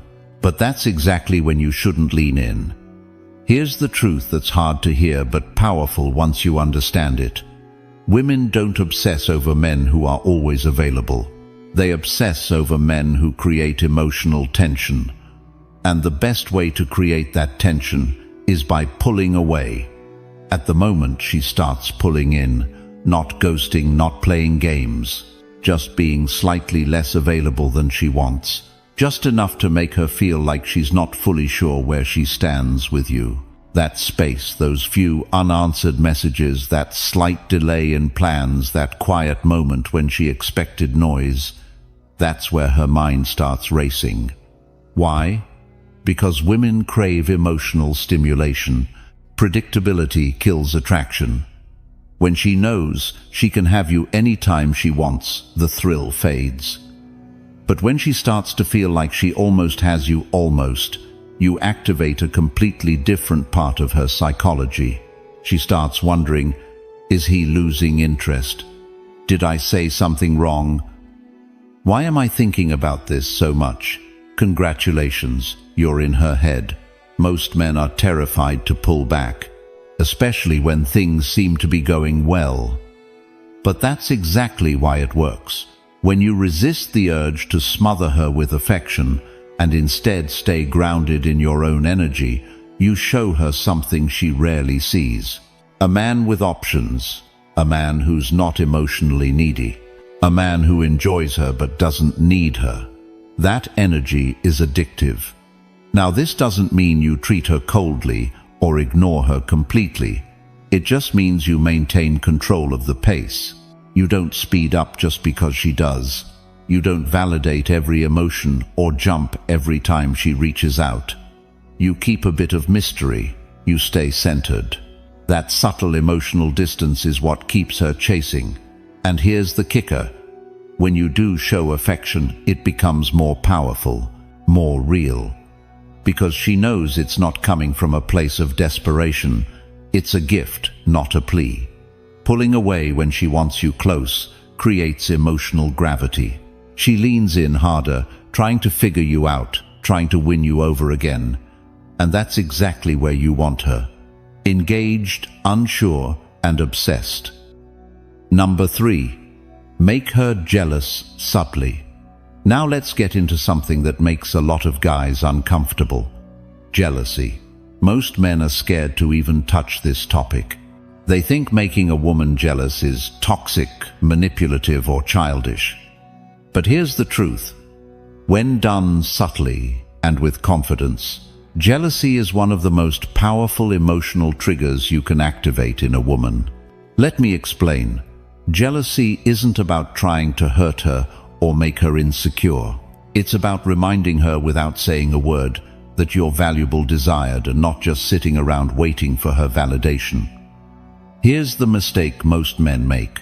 The moment they get a woman's attention, they drop everything and center their world around her. They stop talking to other women, stop having their own life, and start behaving like they've already won the prize. And guess what? That kills attraction fast. Because deep down, women want to compete for a man they believe other women want. That's how their psychology is wired. If no one else is interested in you, she starts wondering why she was. But if she senses even slightly that other women are drawn to you, she starts paying closer attention. This doesn't mean flirting in front of her or bragging about other women. That's childish and obvious. The key is in being subtle and unbothered. It's how you carry yourself. It's letting her see that you're socially in demand, that you don't need her attention, and that other women naturally enjoy being around you. No words, no show, just energy. And the beauty of this is that you don't even need to say anything about it. Women feel it. They pick up on every little social cue. If they know other women are noticing you, they automatically start viewing you as more attractive. It's like a switch gets flipped. Now, the moment she feels that slight twinge of jealousy, two things happen. 1, she starts wanting to win you again. 2, she starts thinking about you constantly, even when she tries not to. Jealousy, when used correctly, keeps her emotionally invested. It disrupts the routine. It breaks that comfort zone and introduces competition. And women are much more emotionally engaged when they feel like they need to secure your attention, not just sit back and receive it. The danger is going overboard. If you try too hard to make her jealous, it backfires and you come off as insecure or manipulative. But when it's done naturally through confidence, presence, and high social value, she starts fighting for your attention instead of assuming she already has it. Bottom line, a little jealousy makes her emotional, and emotional women become obsessed. Stay cool, stay confident, and let her feel like she's not the only one with options. Because once she realizes she could lose you, she'll do everything to keep you. Number 4, act like you could walk away anytime.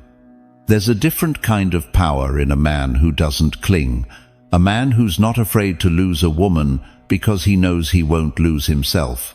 That mindset alone separates you from 99% of men out there.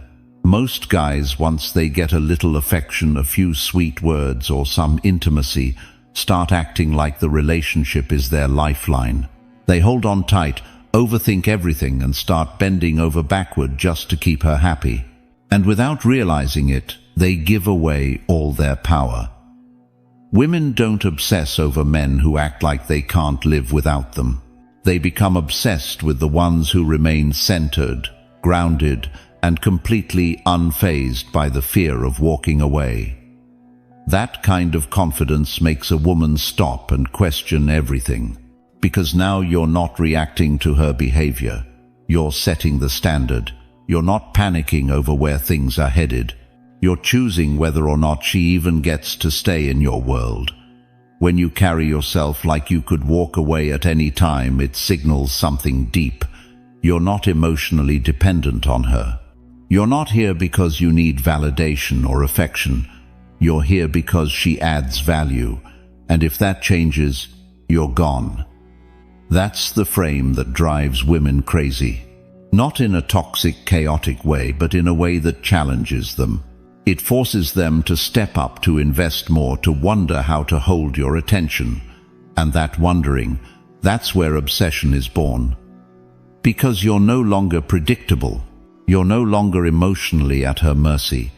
You become the challenge, the one who doesn't give everything away just because she shows interest. That mystery makes her dig deeper. It makes her feel like she has something to prove. And that's exactly where you want her. Most women are used to men who are scared to lose them. Men who try too hard to keep the peace, to avoid conflict, to please at all costs. But when you break that pattern, when you show her that you're the kind of man who won't settle for half effort or emotional games, she sees you differently. She respects you. She thinks about you when you're not around. She starts chasing that feeling you give her because it's rare. Walking away isn't a threat, it's a standard. It's the unspoken message that says, I want you, but I don't need you. And when a woman feels that, she leans in, she invests, she becomes emotionally hooked. Because deep down, what she wants more than anything is a man who doesn't lose himself in her, but one who makes her want to be part of his world. Number 5. Be unpredictable. Never let her fully figure you out. There's something dangerous about being too consistent in how you show up with a woman. Dangerous because it makes you easy to figure out. And the moment a woman feels like she has you all figured out, the excitement fades, the mystery dies. That edge you had when you first met starts to disappear. Why? Because human nature is drawn to unpredictability. We get emotionally invested in what we can't fully understand. And women are no different. When you're unpredictable in a smooth, controlled, intentional way, you stay on her mind. You create emotional tension. She starts thinking, what's he going to do next? What's on his mind? Why does he seem different today? That tension, that curiosity becomes obsession, not because you're playing games, but because you're not robotic. You're not repeating the same behaviors, responses, and energy day after day. You keep her emotionally engaged without even trying. This doesn't mean you need to be unstable or inconsistent in your values. It means you stop being so routine with your energy and responses. If you always text back right away, switch it up. If you always compliment her the same way, stop doing it so predictably. If you always initiate plans, take a step back and let her wonder if she'll hear from you this time. That subtle unpredictability is what keeps her emotionally alert. Let's say you usually have a deep, serious tone when you talk to her. You're insightful, thoughtful, grounded, but one night you randomly flip the vibe. You get playful, tease her a little. Say something that catches her off guard in a good way. She'll laugh, maybe blush, but most importantly, she'll feel something new. That emotional shift plants itself in her mind. She goes to bed thinking about it. Not because it was dramatic, but because it broke the pattern. Women crave emotional variety. If they can predict every word and every move you'll make, they start emotionally checking out. When they feel like there's always a new layer to you, something they haven't quite figured out, they stay hooked. They invest more time, more thought, more emotion into trying to decode you. And that's exactly what you want. The goal is to never become a routine. Routine makes you boring. Predictability makes you forgettable. But unpredictability done with charm, self-awareness, and a calm presence makes you unforgettable. It triggers that ancient part of the female mind that equates mystery with value. So don't be the guy who says the same thing, reacts the same way, and shows up with the same energy all the time.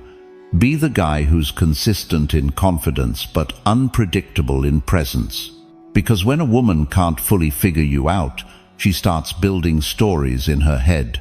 She starts imagining, obsessing, and chasing what feels just out of reach. And once you're in her head like that, it's almost impossible for her to let go.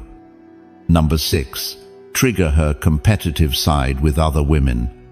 Whether they admit it or not, most women are naturally competitive when it comes to men they find desirable.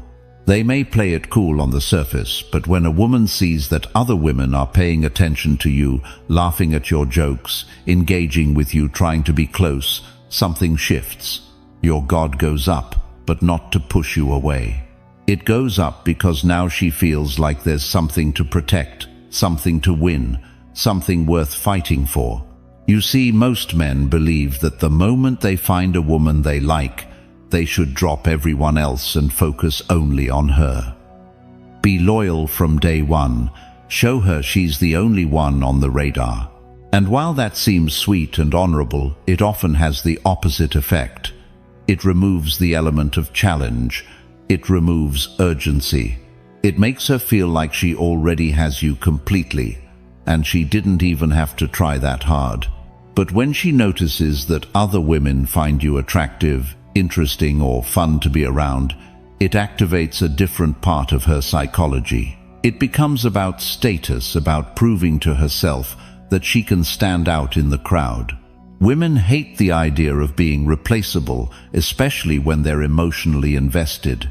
So when they see that you have options, and those options are real and present, it forces them to up their game.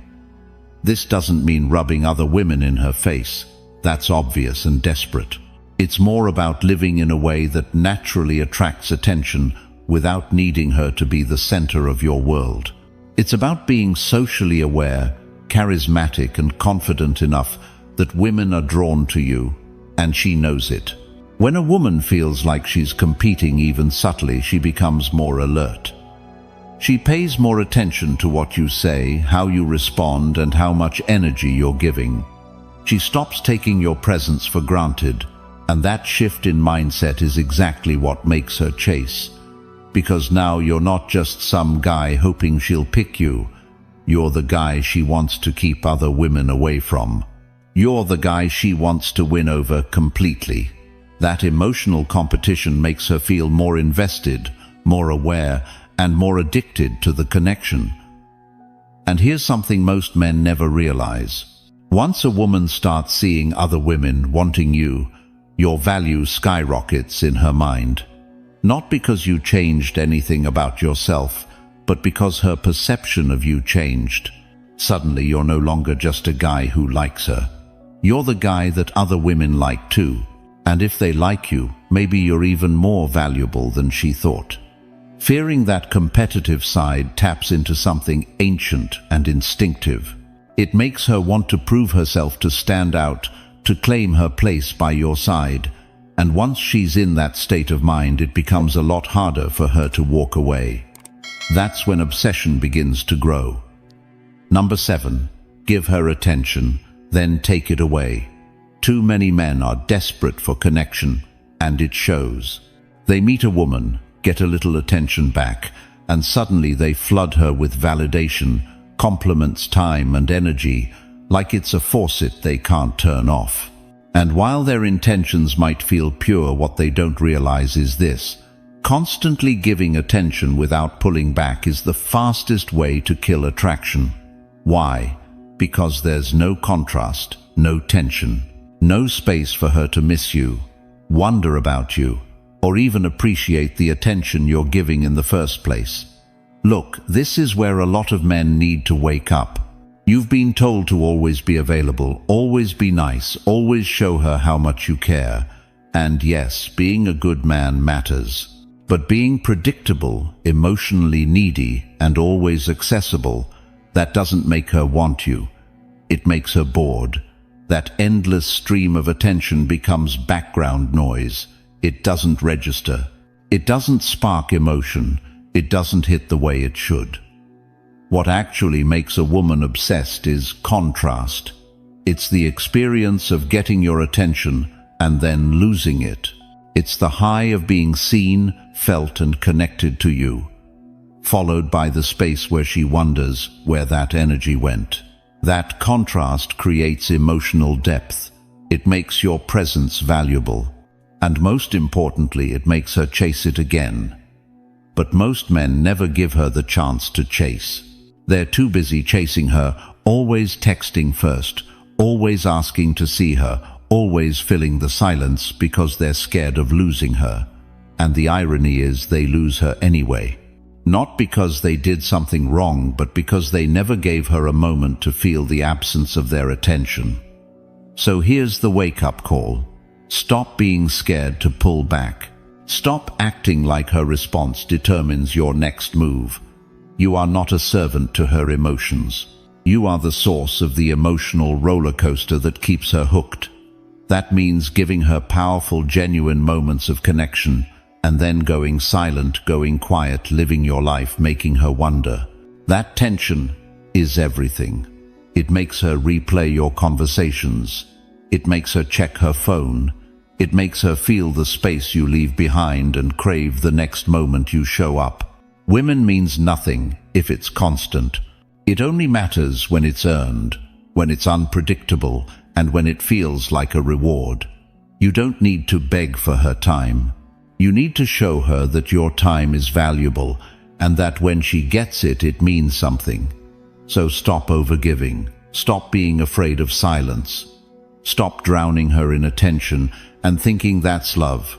Give it then, take it away. Let her feel that absence. Let her come to you. Because once she starts chasing your energy, you're not just some guy she likes. You're the guy she can't stop thinking about. Here's the truth. No one wants to say out loud, women don't fall for the guy who gives them everything. They fall for the guy they can't fully have. That's the uncomfortable, controversial reality. The more available, predictable, and emotionally exposed you are, the less room there is for her to become obsessed. Women is born in tension, in mystery, in the emotional space where she's not sure if she's winning or losing you. That's what keeps her coming back. Not how nice you are, not how much you show up, but how much she has to earn your attention. And listen, this video wasn't about playing games. It's about understanding the psychological truth behind female attraction that most men ignore. You've been taught to lead with love, but nobody taught you how to lead with power. That's why you keep getting ghosted, ignored, or left on red. Not because you're not good enough, but because you're too easy to figure out. Number 8. Reward her with silence. Let me tell you a truth. Most men never learn silence. Is not just the absence of words. It's a signal, a weapon. And when used with intention, it becomes one of the most powerful forms of influence you have, especially with women. You see, most guys panic in silence. The second a woman pulls away, gives a short reply, or goes quiet, they react. They text again. They double down. They explain themselves. They beg to be heard. But the man who knows his value, the man who's anchored in his purpose, he doesn't flinch. He doesn't fill the space. He lets it breathe. That's what makes him different. But here's where it gets interesting. When used at the right moment, your silence doesn't feel like punishment. It feels like a shift in power. And for a woman who's used to attention, who expects validation, that shift hits hard. It creates an emotional imbalance that leaves her wondering, what just happened?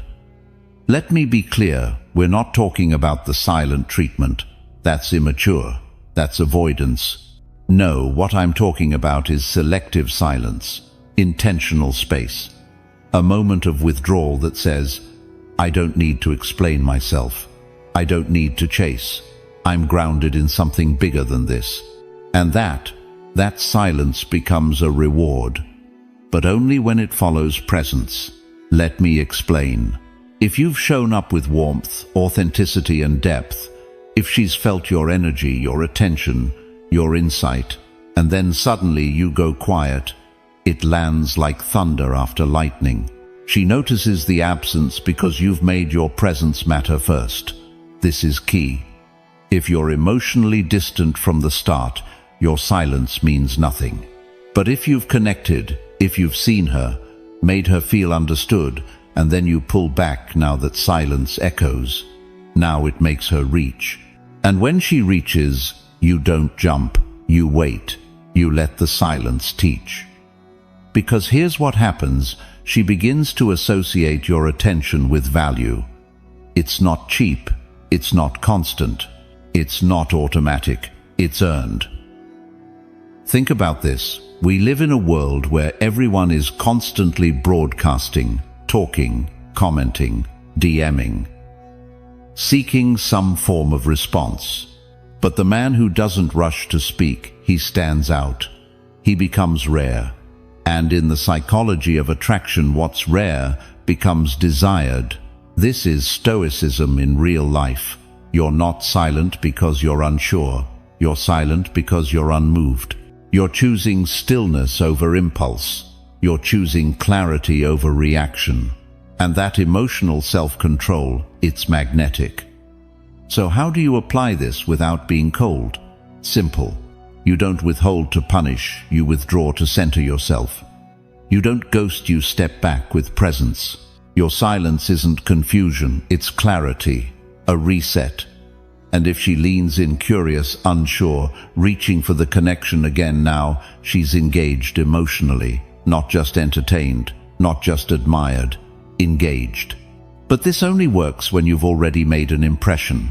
So don't be invisible. Don't be absent without presence. Build first, then retreat with precision. Because that contrast, that moment when your voice disappears, when your eyes aren't searching for hers, when your energy isn't chasing it, makes her feel something no compliment ever could. I don't own his attention. And suddenly she wants it more. If you've ever been the guy who talked too much, explained too much, tried too hard to fix things in words, try this instead. Say less. Hold the frame. Let silence speak. And you'll see what used to be a weakness becomes your greatest pull. If that lands with you, type this in the comments. My silence has weight. And if you're starting to feel what this series is really about, not tricks, not tactics, but becoming a man whose presence can't be ignored, then subscribe right now. Because what's coming next, it'll show you how to break the rules without losing yourself. Stay silent, stay sharp. Number 9. Break her patterns gently. Let's get into something that most men don't even realize is happening until it's too late. Women live in emotional patterns, not just habits, not just routines, but emotional scripts they've rehearsed over and over again, scripts about how people respond to them, how attention works, how connection forms. And the guys who follow those scripts, they get slotted into the same mental category as every other man before you. Forgettable. But the man who gently disrupts that pattern, not by force but by subtle redirection, he's the one who lingers in her mind. Why? Because you didn't play your part. You gave her something she didn't expect. Something that confused her logic but captured her interest. That's how obsession begins. Let me give you a simple example. She's used to getting attention for her looks. She posts a photo. She gets 200 hearts, 10 comments, 3 DMs. It's automatic. It's predictable. It's a dopamine cycle. Now you enter the frame. She expects you to play along, hit like, drop a compliment, react like the rest. But instead you don't. You respond offline. Or you say something that cuts through the surface. You acknowledge something about her mindset, her taste in books, her ideas, something no one else even noticed. And in that moment, the script breaks. She goes from another guy reacting to wait. Why is he different? That's emotional disruption. Now here's what most guys get wrong. They think disruption has to be aggressive, bold, loud. But that's just another version of the same thing, still predictable. Real power lies in being unpredictable. Quietly. You don't reject her patterns. You redirect them. For example, let's say she tests you. Maybe she withdraws, flirts with other guys in front of you, throws out a backhanded comment. Most men react. Get jealous, defensive, try to re-earn her attention. You smile, say nothing, or better acknowledge it without reacting emotionally, like, that was cute. Trying to see if I'll chase, then you move on. Now she's confused but intrigued, because her script didn't work. And people are fascinated by what they can't categorize. Stoicism teaches us to stay unmoved by externals. That includes games, manipulation, emotional chaos. When you break her patterns gently, you're not rejecting her, you're showing her that you can see through her defenses and still remain centered. That's incredibly rare, and that's where the deeper bond starts forming. Not in dominance, not in submission, but in that space where she realizes, this man doesn't need to overpower me, he just doesn't follow the same emotional rules everyone else does. That's unforgettable. Now here's the key, it must be gentle. This isn't about breaking her down. You're not trying to humble her or prove a point. You're simply creating friction in the right places, small surprises that make her recalibrate, reassess, re-engage. A compliment when she doesn't expect one. Silence when she tries to provoke you. Presence when she's used to emotional distance. Each move says, I'm not here to react, I'm here to lead energy. And women, whether they admit it or not, crave that. Not control, not domination, but presence with backbone. So the next time you sense she's pulling from a familiar emotional playbook, don't attack it, don't play into it, just pivot. Slightly, softly, and let her experience what it feels like to not be in full control of the narrative for once. It'll disarm her, in a good way, in a necessary way, and most importantly, it'll show her that you're not another scene in her movie. You're the director who rewrites the script. If you're starting to feel this, if you've been that guy who always followed her lead, who never broke the rhythm, then this is your moment to shift. Start small, break gently, but never follow the old script again. If that unlocked something for you, type this in the comments, I rewrite the frame. And if you're still here, still absorbing all of this, then you already know you're not meant to be average. Hit subscribe because the next part, it's about building an emotional presence so powerful, she won't even realize she's falling in until it's already too late. Let's keep going. Number 10. Stay emotionally untouchable. Let's end with something that separates men who are unforgettable from those who are just a moment. Emotional untouchability. Now, before you get the wrong idea, this isn't about being cold. It's not about building walls, being distant, or acting like you don't care. That's not power, that's fear in disguise. What we're talking about here is something deeper, something quieter, something magnetic. The ability to remain centered no matter what emotion is thrown at you. You see, the average man is reactive. He's emotionally available in all the wrong ways. He gets high when she flirts, low when she's distant, anxious when she's cold, euphoric when she shows interest again. It's a cycle. And women know it. Many even subconsciously test for it. They want to feel your stability. They want to know you're not swayed by their mood swings, their silence, their emotional smoke screens. Because if you can be emotionally moved at will, you're not a man, you're a puppet. But when you're emotionally untouchable, now you're dangerous in the most attractive way possible. Because here's what happens. She flirts, you smile but stay still. She pulls away, you remain grounded. She provokes you with a jealous comment, a challenge, a let me see if he reacts moment. You see it. You recognize it, but you don't play into it. That kind of control, it creates fascination. Not because you're aloof, but because you're anchored. You're not trying to win her over. You're not here for emotional ping-pong. You've mastered your inner state, and that's rare. Stoicism teaches us that we are not our emotions, we are the observer behind them. We don't suppress our feelings, we just don't allow them to control our behavior. That's what staying emotionally untouchable means. It's emotional mastery. Stillness with strength. And trust me, when a woman meets a man like that, she feels it instantly. There's a calm in his energy, a precision in his attention. He doesn't respond fast because he doesn't need to. He doesn't react out of fear because he's not seeking validation. He listens. He holds eye contact, but his center untouched. And you know what that does?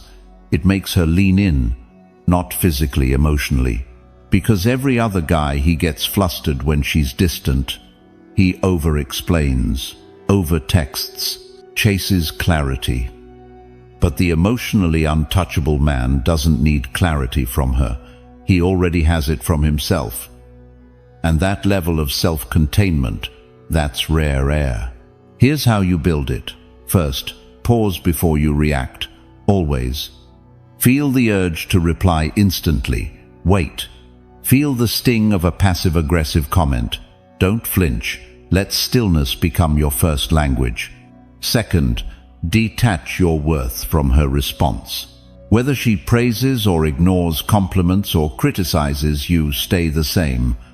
That doesn't mean you tolerate disrespect. It means you don't need an emotional boost or rescue. That's the strength she'll start craving. And third, build your emotional identity on something bigger than romance. Your discipline, your mission, your philosophy, your peace. Because when your emotions are shaped by who you've chosen to become, no woman, no reaction, no silence can shake that. Let her wonder how deep you go. Let her guess what you're thinking. Let her test you and fail to shake you. That's when she knows she's not dealing with a boy. She's dealing with a man who commands his own emotional world. And the truth is, when you become emotionally untouchable, you don't attract more chaos. You attract women who want peace, women who feel safe in your stillness, women who rise to meet your level of grounded presence. That's where real power lives. So if you've ever felt like you give too much, feel too fast, or fall too quickly into emotional spirals, this is your shift. Build the frame, hold it, live it, and soon you'll realize it's not what you say or even what you feel that makes her obsessed. It's what you don't react to. If this spoke to something deeper in you, drop this in the comments. My emotions serve me. So now you've got them 10 psychological shifts that don't just make you more attractive, they make you unshakable. But here's the truth most men miss. These tricks aren't about playing games. They're about becoming a man who no longer needs them to feel powerful. Because power isn't something you chase, it's something you embody. Every silence you hold, every pattern you break, every time you stay calm when others would fold. It's not just about women. It's about building a version of you that commands respect without ever raising your voice. If this video gave you clarity, if even one part of it hit home, then you already know what to do. Subscribe. Not just because I drop content daily, but because this isn't a channel. It's a space for men like you. Men who are done performing, done pleasing, and ready to own who they are. Thank you for spending your time here. I see you. And I'll see you again tomorrow.